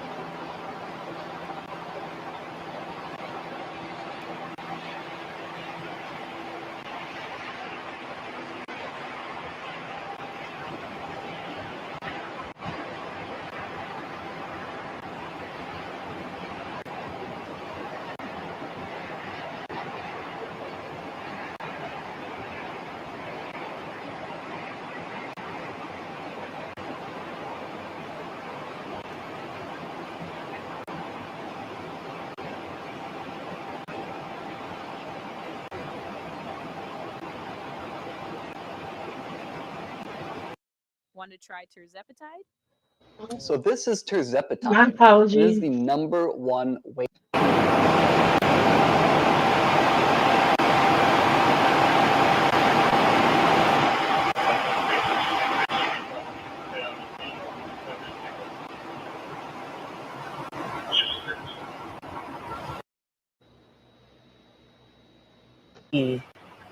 Dozens of emergency vehicles, firefighting vehicles, and police agencies from around the region who are part of this procession, taking the two men from the Spokane County Medical Examiner's Office, again, to a funeral home in Coeur d'Alene. It has been an incredibly challenging couple of days for the emergency working community, as they not only have to say goodbye and mourn the loss of two of their brothers, but also their thoughts with the firefighters still in the hospital. The third firefighter who was shot on Sunday on Canfield Mountain and who is now struggling to live and who has undergone 2 surgeries so far, we're told by the fire agencies. The procession is moving by now, again, traveling from this point at the medical examiner's office, will make its way through the streets. And we can certainly take a look at some of the different areas that it will be traveling by, as there are. Okay, so if you guys want to watch the full procession, the video is over 2 hours. You're welcome to watch it. The link is on the Hidden Horror Facebook page. We're going to move forward because there's a few more things we have to go over. We're going to move our attention over to the actual person, the alleged sniper. His name is Wes Rowley. Okay, and of course, we want to know why he allegedly did this. Was there others involved? Things like that. So we're going to go to an article. It's in the New York Post. It's on NewYorkPost.com website. The article is by Caitlin McCormack. It was written on July 22nd, 2025, and it's titled Idaho Sniper Wes Rowley, who killed 2 firefighters in ambush, left behind twisted drawings of himself dying, a goodbye letter to father. So let's get started. Gun-obsessed Idaho firefighter slayer Wes Rowley left a chilling goodbye letter to his father, along with multiple twisted drawings depicting himself dying during his premeditated ambush on a pair of firefighters he killed in late June. The Kootenai County Sheriff's Office shared the new documents detailing 20-year-old Rowley's erratic behavior and his odd patterns of speech at a press conference Tuesday. Multiple drawings depicted crude sketches of Rowley with gunshot wounds and even a pentagram on his forehead, including one he titled Goodbye Witness.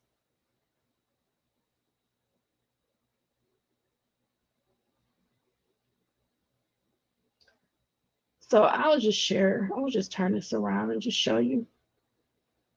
That's allegedly Wes Rowley. This is allegedly one of the drawings. I don't know how to put the drawing in there. You can't see it. It's very light. You may have it in the video that we're going to watch. If not, I'll pull it up. Investigators also found a letter riddled with spelling inaccuracies that Rowley wrote to his father in his vehicle at the scene on Canfield Mountain, where he intentionally set a fire and waited just a few yards away for firefighters to arrive before opening fire, killing 2 and injuring a 3rd. I wonder, how did they know that he did the drawing in the car? It's such an odd thing. Let's continue. Hello, Father. I write this to you, and let me just pull up so you can see. My apologies. Let me pull up the article, and then I can show you what I'm describing. All right. So let me share my screen. Okay, there's a lot of pop-ups here. So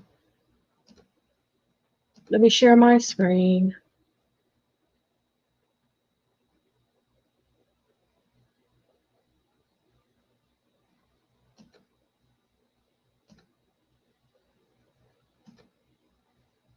Okay, so this is Wes Rowley. This is a picture of him.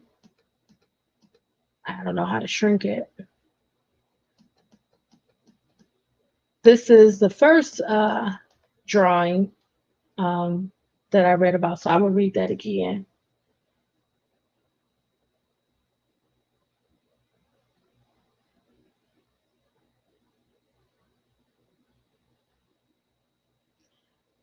Multiple drawings depicted crude sketches of Rowley with gunshot wounds and even a pentagram on his forehead, including one he titled Goodbye West. So this is the picture with the pentagram on his forehead. So let's scroll down to the second picture.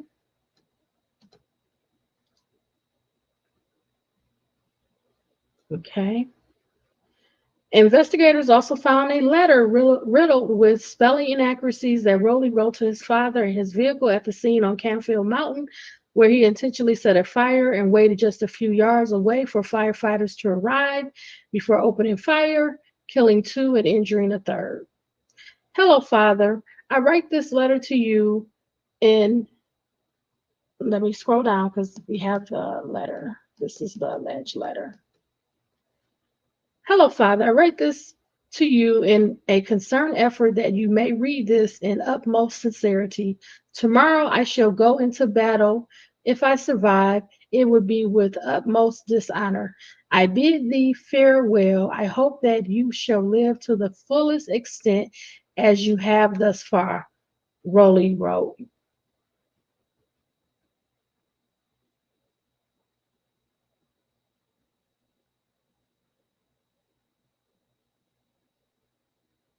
I beg that you do not fall into the traps of modern existence with media and other false pleasantries that plague the minds of individuals today. Propaganda of sorts. You are an upstanding individual, and I wish you the best. The cryptic letter echoed Rowley's posts on social media during the hours leading up to the shooting, including one saying he was going hunting. He also displayed other disturbing patterns of behavior when he was still just a teenager and would often doodle swastikas and weapons in his notebooks at school, according to investigators.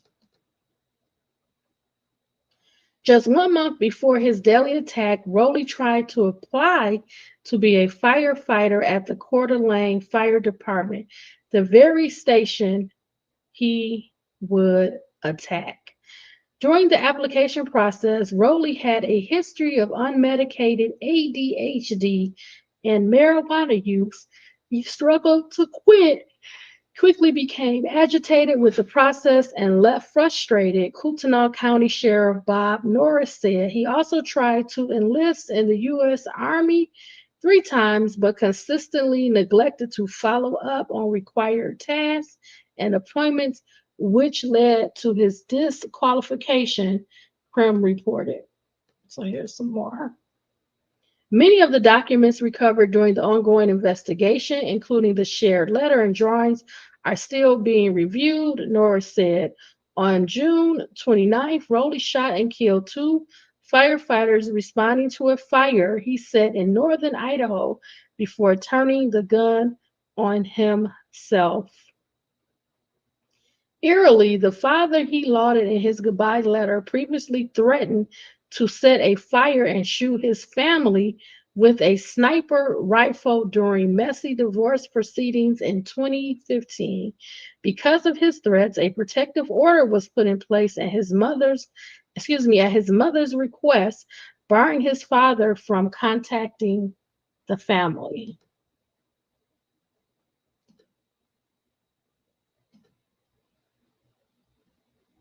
It is unclear when the order may have expired. Okay, so we've taken care of that. That was our last article. And hang in with me, everybody. I know this is a long video. My last couple of videos have been over 2 hours long, but it's because I'm bringing you this information. So now we're going to watch this brief video about the sniper, the alleged sniper. Okay. All right. My apologies. I'm trying to find the video. Oh, my apologies. Okay. All right. Let me pull it here. My apologies.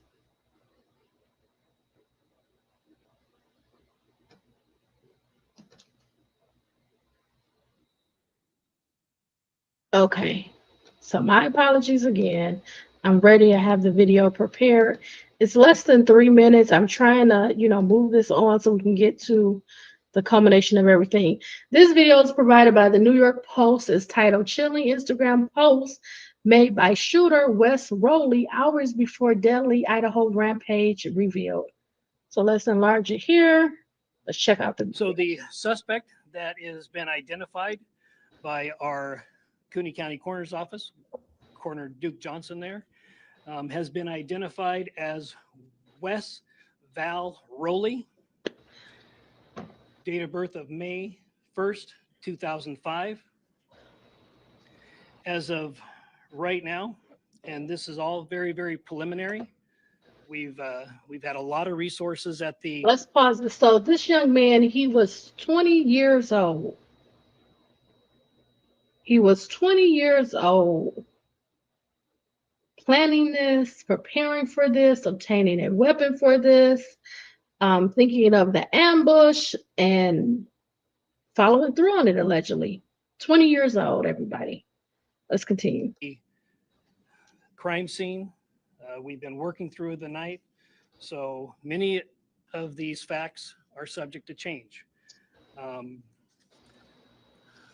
We believe that Rowley has prior residence in California, Arizona, and Idaho. We believe he was born in California. The Kootenai County Sheriff's Office and Coeur d'Alene Police Department, we've had 5 interactions with Rowley. And of those 5 interactions, we've had 3. Coeur d'Alene Police had 2. They're very, very minor in nature. They had to do with more trespassing. He was trespassing at a location. He was asked to leave and he cooperated. We had some welfare checks on Rowley and very, very minor. We don't show any criminal history for Rowley.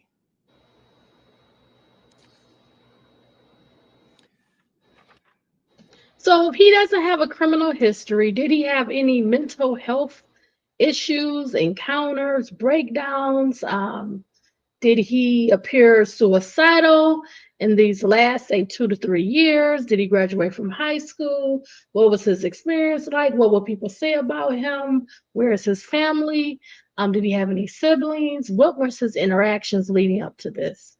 Those are the questions I want answered. We do have some social media presence for for Rowley. I find it disgusting to call him a Mr., but we don't have any much to go on. Here's some of his social media postings that were recently removed from social media. I believe this one was Instagram, and we have some copies of this. that Lieutenant Mark Ellis will distribute. One more question. There's supposed to be a video on Instagram. Was this posted right before the ambush? Well, it was discovered right before, but I don't know how long it had been there. Sheriff, did the Instagram photo that you, or the story, excuse me, that you gave us, was his Instagram deleted? His social media has been wiped now, or is that by your doing, or I mean, what was? Preliminary information is that we believe it has been wiped, but we don't know by who. Okay, everybody.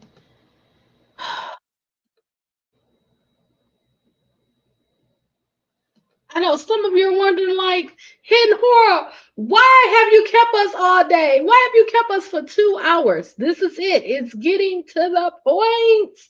Okay, stick with the girl. Now, so after that literal, shocking incident with the firefighters being ambushed, that was in the back of my mind because it was in proximity in Idaho where Bryan Kohberger is being prosecuted in Ada County. At the same time, he's changing his plea. He's going to plead guilty. And all of this is like, wow, this is just so wild. Like, why did this person do this? It's something I've never heard of. You're going to ambush firefighters. You're going to start a fire. Didn't make sense. So I'm putting this in my mind. I set it to the side. Okay, life goes on, right? Life is moving on. Bryan Kohberger, his plea hearing, that happened Sunday, June 29th. Bryan Kohberger's plea hearing, where he changed his plea, was on Wednesday, July 2nd. So I watched the plea hearing. Okay. I know I'm going to do a video on it, but I do the video and I break down each family's reaction to the plea hearing. Okay. And we're told that, okay, next, the sentencing is coming up, is scheduled for July 23rd. The day of the plea hearing is when July 2nd, 2025 is when everything explodes for me. But I can't talk about it because I was so just mind blown that I hadn't even come on to talk about the plea hearing. I waited. My daughter's like, hey, Ma, you got to do it. So I said I was going to do it. And then I broke it down into 4 individual videos. But it took me a while. It took me some days to pull it together. Okay. Because in my mind, I'm still looking at what I saw the morning before the plea hearing. That morning, I can show you on my phone in details when I screenshot it. I have to go back because this was July 2nd. And again, I just double checked to make sure that this screenshot that was on my phone, to see if this creator, Sherlock Rome's, still had it posted. I just looked again during these videos and I didn't see it. So when I go to details, I'm going to try. I can enlarge it. Wait a minute. There's the camera. Can you see that date?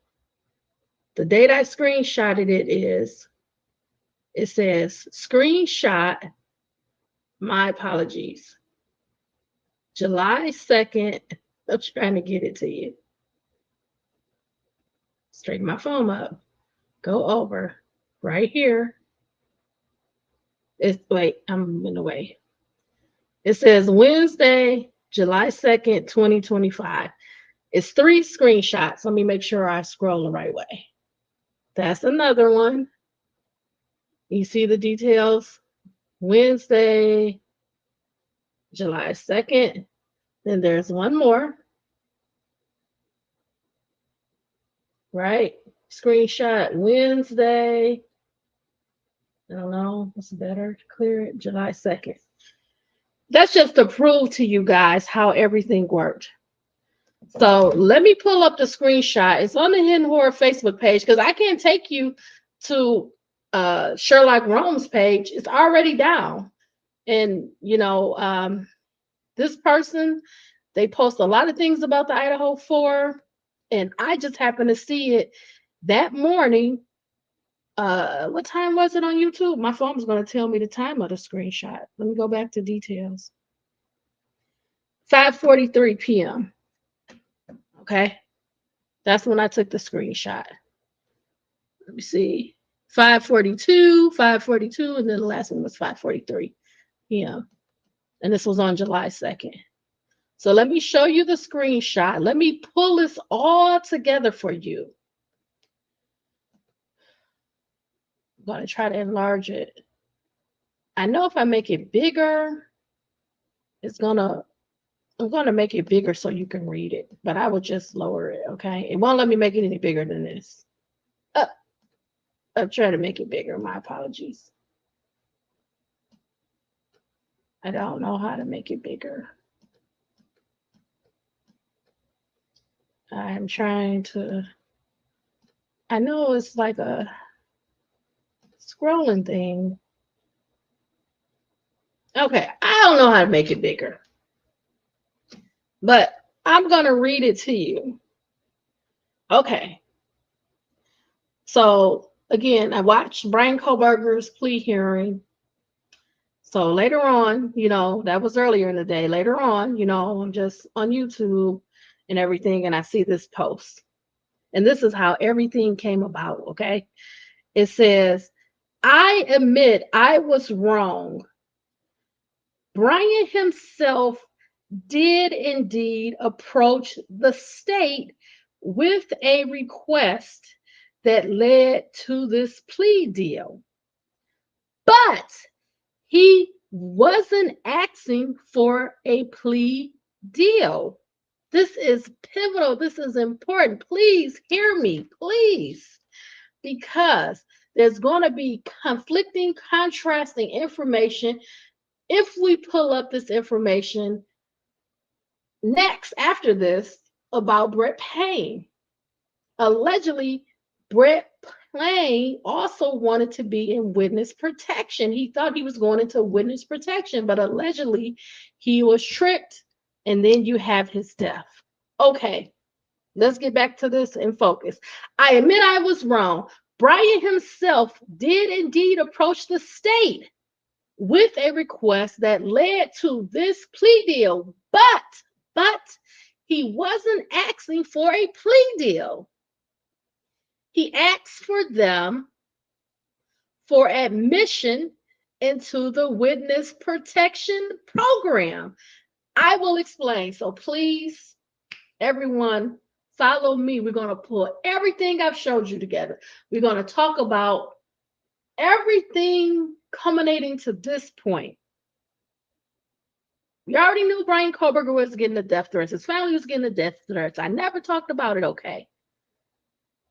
Bryan Kohberger, prior to this plea deal request, he had just filed to have alternate perpetrators.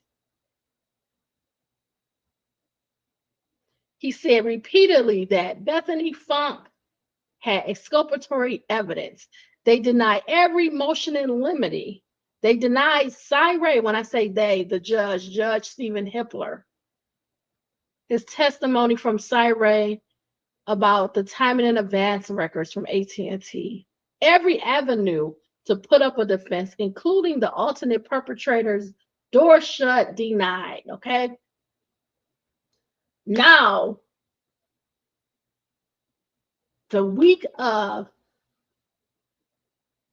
June 23rd, Monday, to Friday, June 27th, Friday, 2025, sometime during this week, Bryan Kohberger, and Bill Thompson has said this, approached the prosecutor. Okay? Now, in here, Sherlock Holmes says that he approached a prosecutor, but it wasn't for a plea deal. Because what did he get out of that deal? He got nothing but no death penalty, right? With all of the reasonable doubt, all the reasons he could appeal it, he's only getting the death penalty taken off the table, which makes no sense. Go back in my past videos. I say this deal is terrible for Bryan Kohberger. But okay, set that thought to the side. He's saying that Bryan Kohberger didn't ask for a plea deal. He asked to be put in witness protection. Well, why do you need to be in witness protection? Is someone threatening you? Have the threats escalated? Have the threats gotten to a point where you're in fear of your life, your family, allegedly, and it's going to be in here. All of this has to do with one of these two firefighters, and allegedly it's the Coeur d'Alene firefighter, which would be Chief Battalion Morrison, being killed, and allegedly he was going to be Bryan Kohberger's star alibi witness, and everybody knew. Everybody knew this. Now I'm going to show you, and I've already posted on the Hidden Horror Facebook page, 2 documents. Both documents were sealing the defense witness list. One was for lay witnesses and the other one's for mitigating witnesses. Now, there's a lot of back and forth about expert witnesses, but I could not see, while we were online now, a order to seal expert witnesses list, okay? I didn't see that, but I will go back and look a little bit more. I looked before this video, I've looked during the video, and I will look a little bit more, and if I find it, I will post it on the Hidden Horror Facebook page, okay? But I have 2, and I'll show you right now. To lower this down, I have to go to I have to reload the page because I posted it while we've been online. That's what I was working on when I was looking down. Okay. This was the order still in the defendant's mitigation witness list. And that was 2 pages. And then I have the order still in the defendant's phase 1 lay witness list. Okay. Now I'm going to look for the expert witness list, but every list, whether that was for the prosecution or the state, for the witnesses, were sealed. Okay. I just have to go back and look some more. Okay. And I will. I don't have a problem doing that for the expert witnesses because I couldn't find that. Because they did mitigating, and that's after the conviction, if he's to be convicted, and then lay witnesses, just regular witnesses. So I was looking for expert witness lists. I will continue to look for that and see if there's an order sealing that. But everything else is sealed, and you guys already know this. But let's get back to Sherlock Holmes, because this was a bomb drop. And I've been waiting. I've been sitting on this. It took me 3 weeks to get to it. 3 weeks. Okay, and this is what started it all for me. This has started everything. So again, allegedly, Bryan Kohberger did go to the prosecution, the state, but it was not for a plea deal. It was to be placed in witness protection. Okay, your question to Hidden Horror is why? Why would Bryan Kohberger go to the state, ask the state for witness protection? Well, Sherlock Holmes says he's going to explain it, or she's going to explain it, or they're going to explain it. So let's listen. I'm reading here, okay? I'm in the second paragraph. The reason he asked for it is because he is afraid they are going to murder him in prison. You see, Bryan and Ann had arranged with the court a star alibi witness for Bryan. This is why I'm showing you the 2 lists that I could find were sealed, so we won't have the names. I'm trying to pull it all together as much as possible for you. This is why I've taken so much time out, okay? So again, the reason he asked for it is because he's afraid that he's going to be murdered in prison. And we know other people allegedly have been killed in prison, high-profile people, okay? You see, Bryan and Ann had arranged with the court a star alibi witness for Bryan. This witness was a local Coeur d'Alene resident with ties to the firefighter community. So local Coeur d'Alene resident with ties to the firefighter community. Okay. Not only was the witness registered as a sealed, protected defense witness on the court docket, and of course, we can't see that because it's sealed, but it says he was a registered, sealed, protected defense witness on the court docket, but everyone in the courtroom, everyone, so that's the prosecutors, that's the defense team, the judge. Everyone in this courtroom knows who he is and that he was subpoenaed to testify for Bryan's alibi. So who was subpoenaed to testify? Why wasn't he willing to testify on his own? They're saying that he was subpoenaed. Was he in fear? Was his life threatened? I don't know if we will ever know, allegedly, okay? He was going to exonerate Bryan with irrefutable alibi evidence. So what does that mean? Whatever he could say or show would allow Bryan Kohberger to be free of these charges, to show that he did not commit these savage murders. And it was irrefutable. Is that video? Is that pictures? What is the person's relationship to Bryan? How are they connected, if they're connected, allegedly? Is it a love interest, like a romance? Is it somebody that you met in the field of law enforcement or criminal justice? Is this a former teacher? How did you come across them, right? I don't know. Did it have anything to do with applying for a job in law enforcement? I have no idea. But allegedly, he was going to exonerate Bryan with irrefutable alibi evidence. But he also had successfully FOIA requested a bunch of Coeur d'Alene footage from EMT body cams from November 12th and 13th of 2022. So he's saying that allegedly the Saturday, November 12th, 2022 into Sunday, November 13th, 22, there is EMT body cam footage. And this witness, the star witness, was able to obtain the video footage. So is that video footage still available? Do they still have it? How was it sent? Is it a DVD? Was it emailed to him?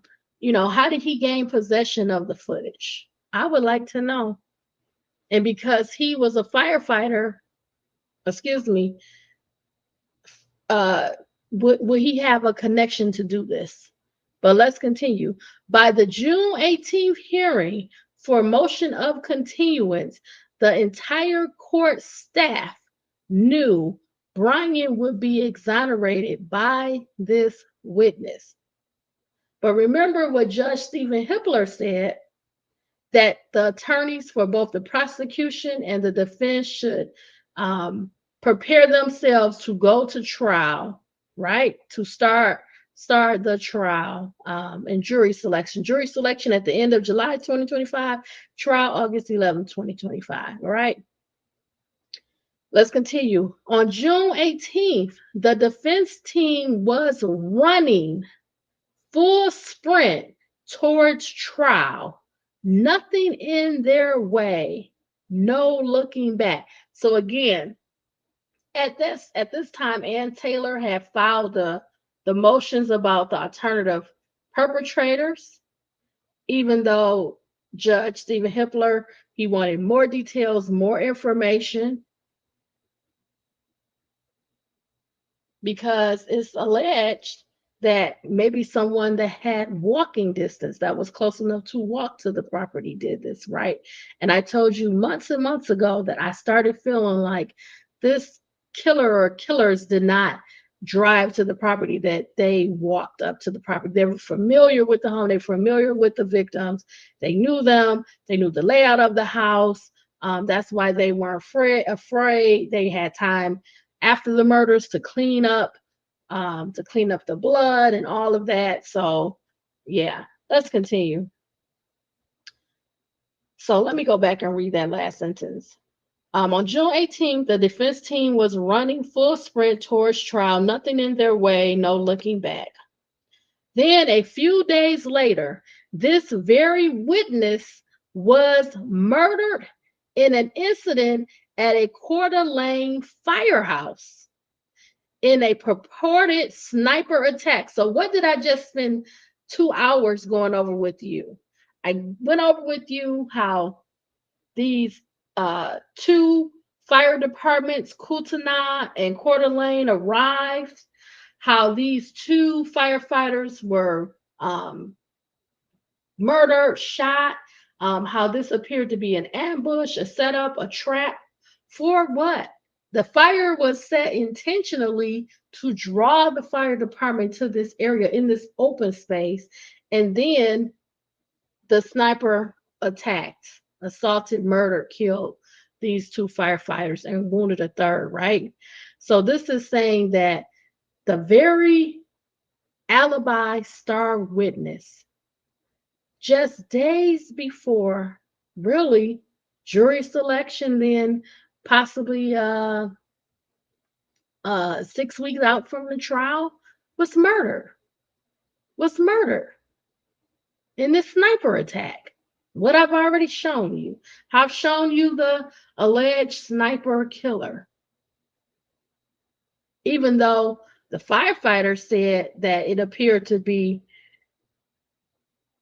shots from various areas, different areas, they've only found one lone shooter, a 20-year-old. 20 years old. It doesn't make sense, you guys. But let's continue. Then a few days later, this very witness was murdered in an incident at a Coeur d'Alene firehouse and a purported sniper attack.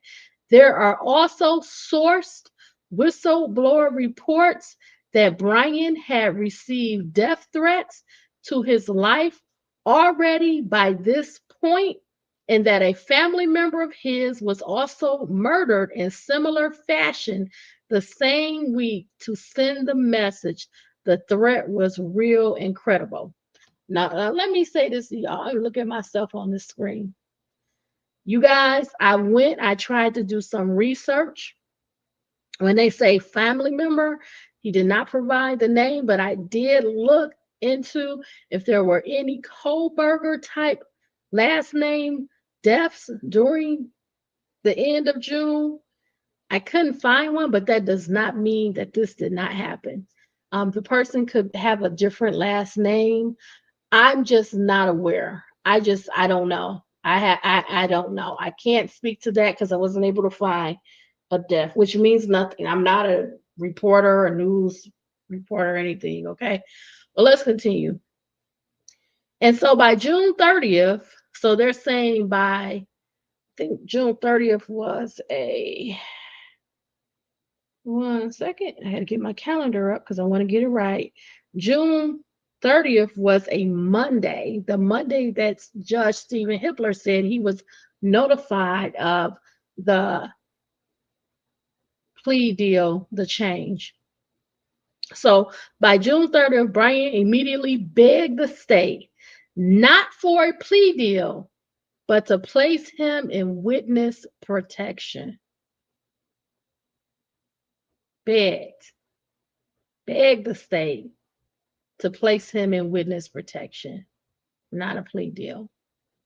So the powers that be decided to, 3 things: coordinate a fake story about the firehouse sniper incident.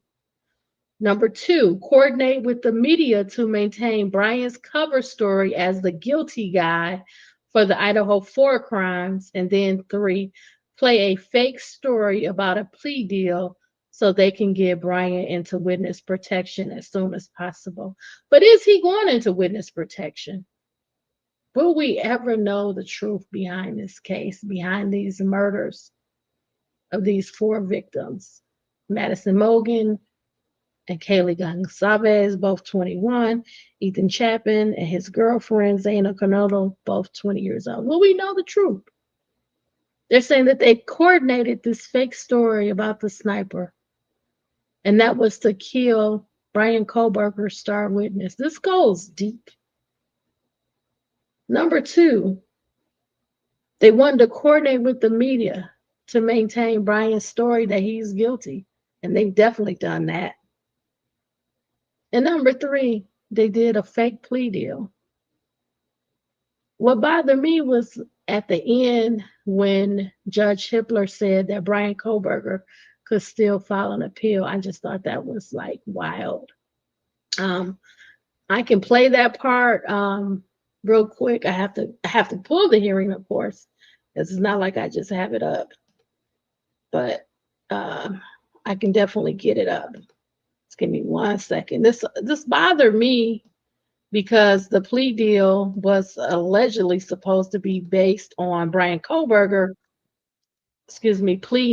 pleading guilty. So when Judge Hippler was sentencing him, it just kind of surprised me that he said that. So I'm going to have to find the point where he says that. It's at the end. I know it was at the end. Let's see. We'll look at let me see. This is the same video by KTVB, Bryan Kohberger sentencing. Let me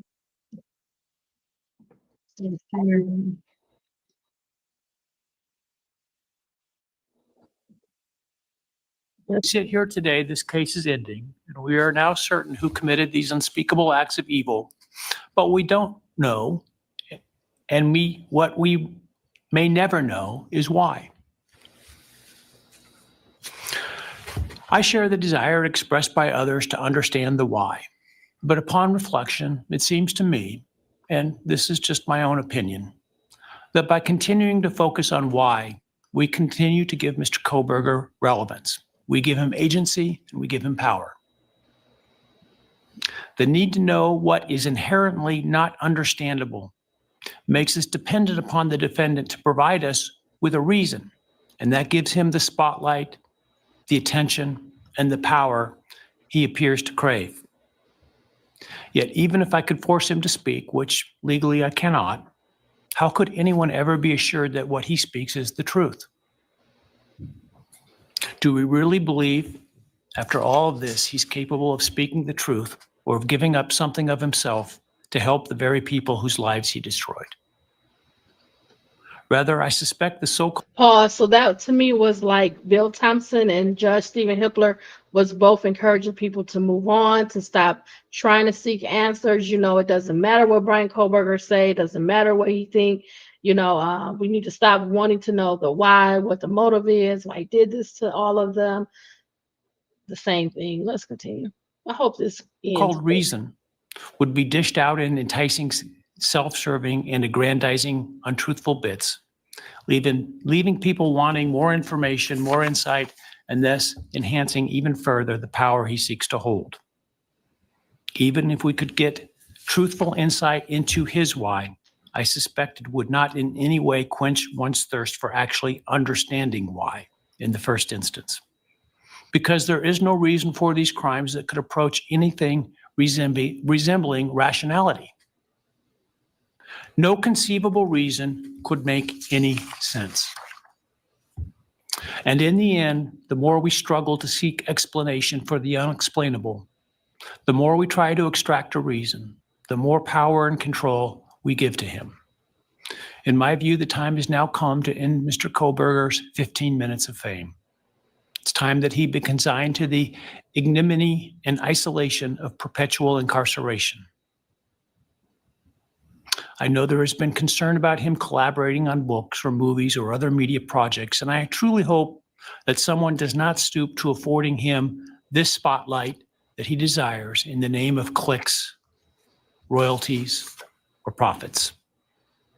While criminal behavioralists should study him away from the spotlight in an attempt to prevent other would-be killers from acting on their worst impulses. There should be no need for that to spill over into the public eye. The great Idaho jurist Edward Lodge was known for trying to find something positive about every person he ever sentenced. And with over a half a century as a trial judge, that was a lot of people. This was often challenging, and I recall in one case he said that the best he could come up with was the defendant had good penmanship. Truth be told, I'm unable to come up with anything redeeming about Mr. Kohberger because his grotesque acts of evil have buried and hidden anything that might have been good or intrinsically human about him. His actions have made him the worst of the worst. Even in pleading guilty, he is giving nothing hinting of remorse or redemption, nothing suggesting even a recognition or understanding, let alone regret for the pain that he has caused. And therefore, I will not attempt to speak about him further, other than to simply sentence him so that he is forever removed from civilized So society. here it's coming, everybody. It's coming. And accordingly, based upon his conduct and based upon the record before this court, recognizing the standards that govern this court's sentencing decisions as set forth in State v. Hill, I hereby sentence Mr. Kohberger as follows. Excuse me. On count 1, burglary, 10 years fixed, 0 years indeterminate. I also impose a fine of $50,000. Count 2, first-degree murder of Madison Mogan. I sentence the defendant to a fixed term of life imprisonment without the possibility of parole, a fine of $50,000, and a civil penalty of $5,000 payable to the family of the victim. On count 3, for first-degree murder of Kaylee Gonsalves, I sentence the defendant to a fixed term of life imprisonment without the possibility of parole, a fine of $50,000, and a civil penalty of $5,000 payable to the victim of the family, or to the family of the victim, pardon me. On count 4, for the first-degree murder of Xana Kernodle, I sentence the defendant to a fixed term of life imprisonment without the possibility of parole, a fine of $50,000, and a civil penalty of $5,000 payable to the family of the victim. On count 5, for the first-degree murder of Ethan Chapin, I sentence the defendant to a fixed term of life imprisonment without the possibility of parole, a fine of $50,000, and a civil penalty of $5,000 payable to the family of the victim. The sentences on counts 1, 2, 3, 4, and 5 shall run consecutively to one another. Restitution will be left open for 60 days. Defendant will be required to submit a DNA sample and a right thumbprint impression to the Department of Corrections and comply with the DNA Database Act. I remand the defendant to the custody of the Idaho State Board of Corrections for to be imprisoned in an appropriate facility and execution of the sentence where he will remain until he dies. Though you've waived your right to appeal, you do have a right to file a notice of appeal. Okay, right here. Okay, right here. He says, although you waive your right to an appeal, he has so many days after this sentencing date to do this appeal. Listen. And any such appeal must be filed within 42 days of the date of the written judgment. So he has 42 days from this sentencing date to file a notice of appeal.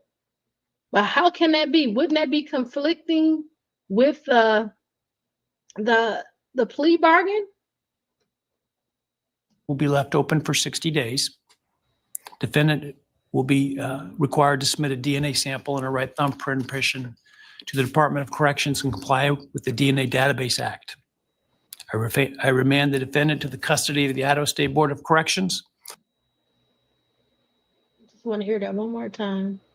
A fine of $50,000 and a civil penalty of $5,000 payable to the family of the victim. The sentences on counts 1, 2, 3, 4, and 5 shall run consecutively to one another. Restitution will be left open for 60 days. Defendant will be required to submit a DNA sample and a right thumbprint impression to the Department of Corrections and comply with the DNA Database Act. I remand the defendant to the custody of the Idaho State Board of Corrections for to be imprisoned in an appropriate facility and execution of the sentence where he will remain until he dies. Though you've waived your right to appeal, you do have a right to file a notice of appeal. And any such appeal must be filed within 42 days of the date of the written judgment, which will be entered shortly hereafter. So does that open up, Bryan, for the ability to appeal this and to go to a higher court? I would like to know, because in the plea deal it says he can't appeal it. He can't appeal the sentencing or anything, but I'm interested to know that. I am going to try to look into that and see what kind of information I can find out. But I want to go back to what we were discussing, which is Sherlock Holmes. So let's go back to that and we can finish that off, okay? Because I have one more thing that's pretty explosive to me. So we're going to go here where it says, that's why the plea deal makes no sense given the facts of the case. And what they're saying is circumstantial evidence. You know, you don't go to convict someone with the death penalty as possible punishment with circumstantial evidence. Other thing is, that's why the firehouse sniper story also makes no sense and is full of continuity holes. And that's why this all feels confusing and like it was sprung on us out of nowhere. It was sprung on us out of nowhere. And then it says, a fake plea deal guilter narrative is the perfect way to stop all court proceedings and get Bryan into witness protection as soon as possible. But does Bryan really go into witness protection? Is he going to get witness protection? But let's continue. Poor guy, he may get Epsteined in his cell anyway. So they're saying that he may get murdered in his cell anyway. He is horrified he is going to be killed and knows this fake plea hearing is the fastest way to get into witness protection. But he was so close to exonerating himself. He was so close. He had the perfect alibi witness ready to testify, and that person is now deceased by sniper bullets at a firehouse in Coeur d'Alene. Judge Hippler knows the defense witness was murdered. There's court paperwork and subpoena about his schedule to testify. Judge Hippler's clerk knows who it is. The prosecutors know this is true and who he was. And Taylor and defense team all knew him. This will all come out and be confirmed in time. There is simply too much of a paper trail and too many people who know the sad truth. You're welcome. So some people did see it. It was 147 thumbs ups. So some people did see it. I saw it. I'm so glad I screenshotted it because I don't know how I could prove it later. But the last thing that I want to show you, again, God, he is amazing. I tell you, when I saw that, I was starting to think it over and put everything together. Now, let me tell you how this last piece of the puzzle, this is the last piece of the puzzle. I'm online. I'm listening to some videos on Idaho 4. I run across this YouTuber. It's a female. She is a medium. And she did work to try to get all of the victims to come through. In other words, she has a lot of videos. So something just tells me to listen to the video where she is a medium trying to bring Ethan through. Now, when I listen to the video, I listen to the full video. I'm only going to share 6 minutes, but I implore you, I encourage you to listen to the full video. It brings up Bryan Kohberger a little bit, as I have said, throughout this video, the issues with him, which I've never covered him on my page. I'm not going to cover him on my page, but I do have some knowledge of what happened to him and everything. But I didn't want to try to connect it to the Idaho 4, potentially, possibly. I always felt like, again, proximity. What was happening after the murders, what was happening leading up to Bryan Kohberger being arrested, the timing and all of that.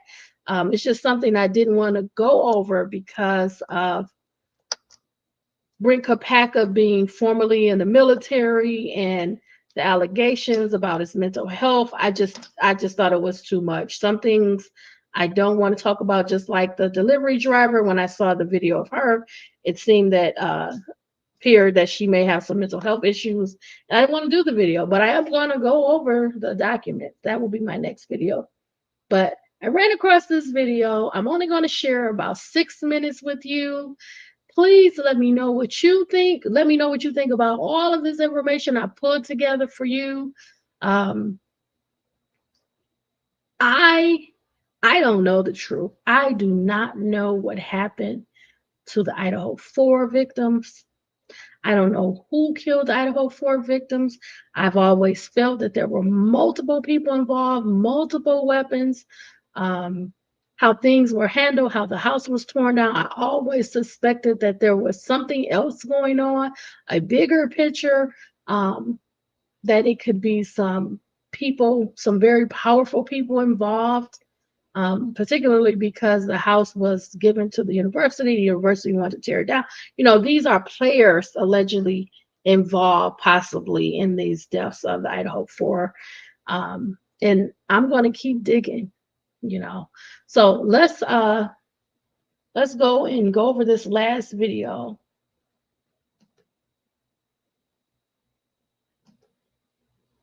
And I implore you to check out her page. Her page is called The Reckoning Code.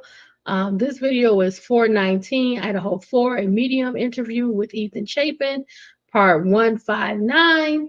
And we're going to start right about 1845. We're at 1835. That's close enough.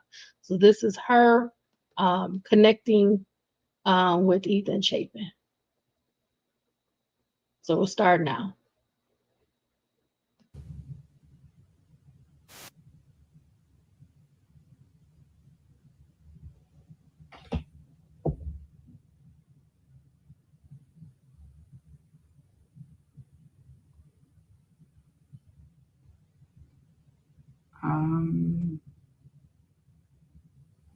Guys, that was not me.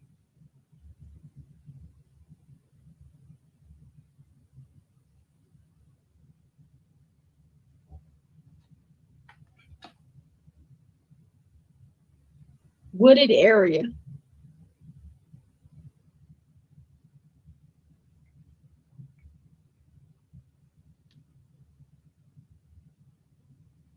Was I doing this the whole time? I don't do that.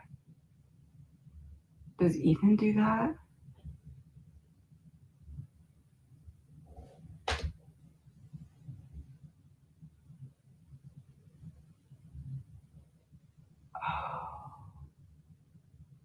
I'm gonna say that out loud. Suicide. It's Brent, isn't it, Ethan? Timeline issue.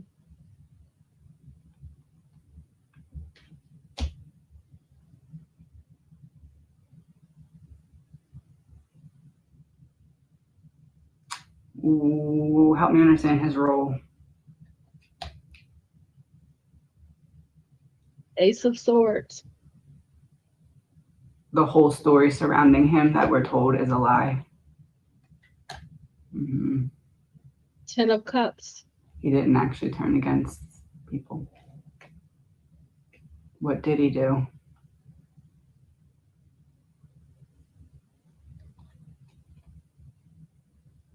The Emperor. Held Ethan back. Is that correct, Ethan? Secret trip. Please remember, all of this is alleged, my opinion, not fact. Well, I guess Ethan's opinion. Did you just make me say that? Mountains.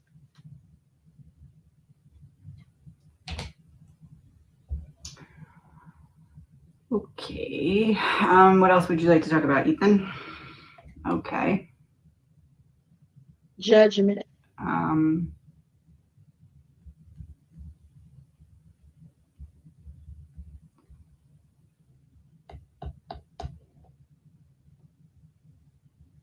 How it's going to happen?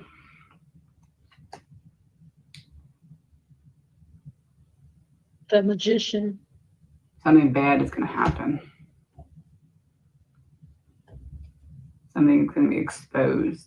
Seven of Swords. Something bad that happened is going to be exposed. Oh, got King ya. of Cups.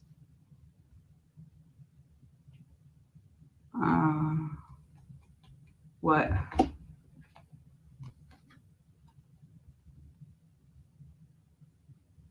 Murder, suicide. Other people in the area? War.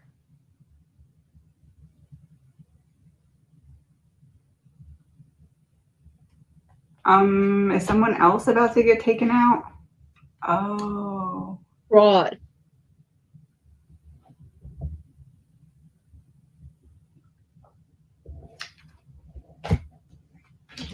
Will it be obvious? No. Fire.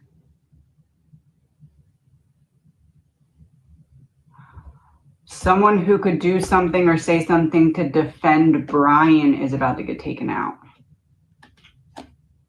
Cover up.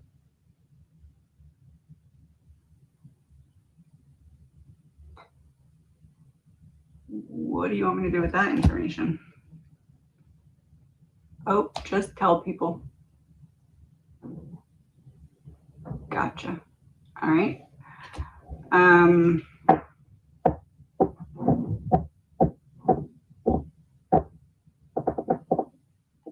Sorry, that's my son's chair. I think one of the wheels must be locked. I have to unlock it. It's like one of those computer chairs.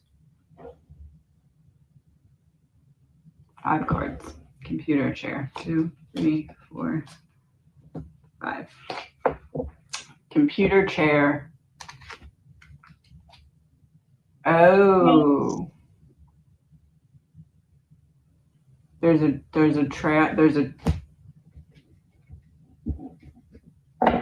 trace. There's a Big Bang.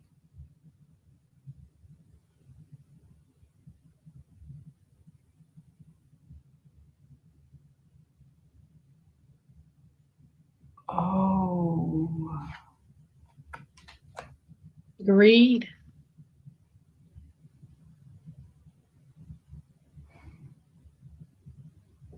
You want me to say that, don't you? Oh my God. Both.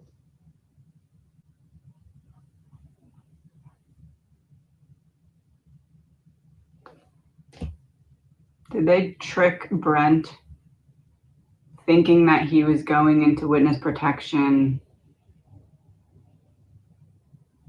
and that the freak out thing was a cover story, but he was really getting taken into witness protection, but then he did not get taken into witness protection, if you get what I'm saying?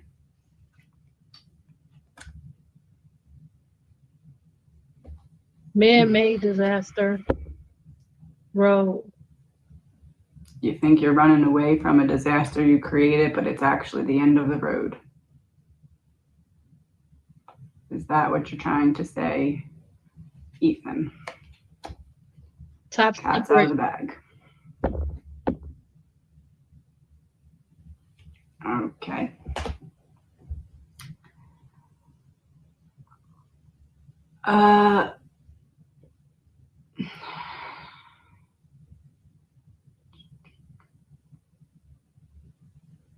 I'm not sure where to go from here. 7 of Pentacles. So I'm going to stop it here, but I want to show you guys something. This is what made this very interesting for me. I don't know how to get off of this. I want to show you when this video was created. Do you see that right here?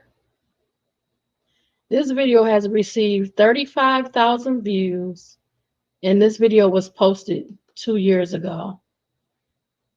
The video was posted July 21st, 2023. Can you guys see that? What the Reckoning Company said, she said this 2 years ago.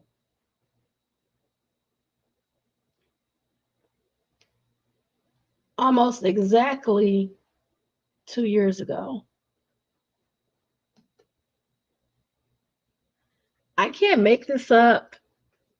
I'm not lying to you. I'm explaining to you how I got to this point where I put all of this information together, the information about the ambush on the firefighters, one particular being the Coeur d'Alene firefighter, the information about the alleged sniper, which it didn't make sense, the ambush didn't make sense, the timing of it being close in proximity to Bryan Kohberger, his change of plea, him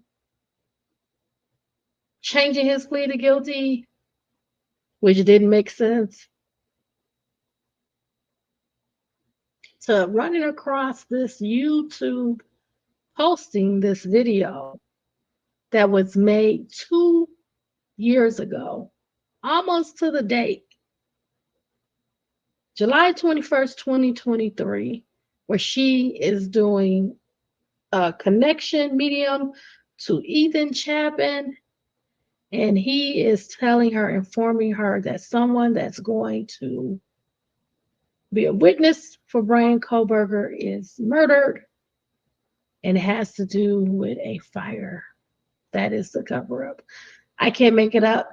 I think I've shown you everything. I've shown you everything. I'm giving you everything.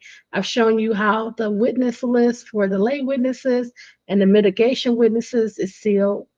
I have to try to find the expert witness. I couldn't find the expert witness list, but all the witness lists for prosecution and defense were sealed. If I could ever find out if they're going to unseal them, that would help me to connect the alleged witness, Chief Battalion Morrison. I just wanted to bring this information to you. I wanted to include this in my collection. I'm going to keep saying allegedly, allegedly. I do not know what happened. I was not there, but I'm trying to bring it all to you and put the pieces of the puzzle together.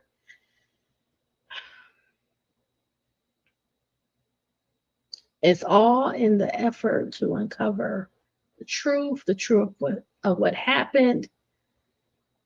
Why did this happen to the Idaho 4? Why did this happen to these firefighters?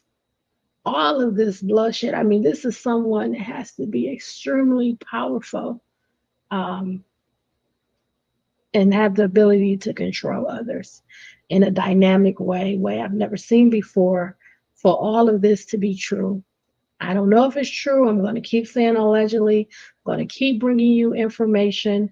And my next video, I'm going to go over the statement that the alleged driver made to the police, the person that was delivering the food that allegedly Zana ordered. I want to thank you so much for spending your time, this much time with me. Typically, my videos are not that long, but when they're complicated and when I need to kind of unpack information, they're going to be a little bit longer. I apologize, but I want to thank you for spending this time with me. I really, really appreciate it. I want you to stay safe, stay smart, stay savvy. Be well, all my friends. Bye, everybody.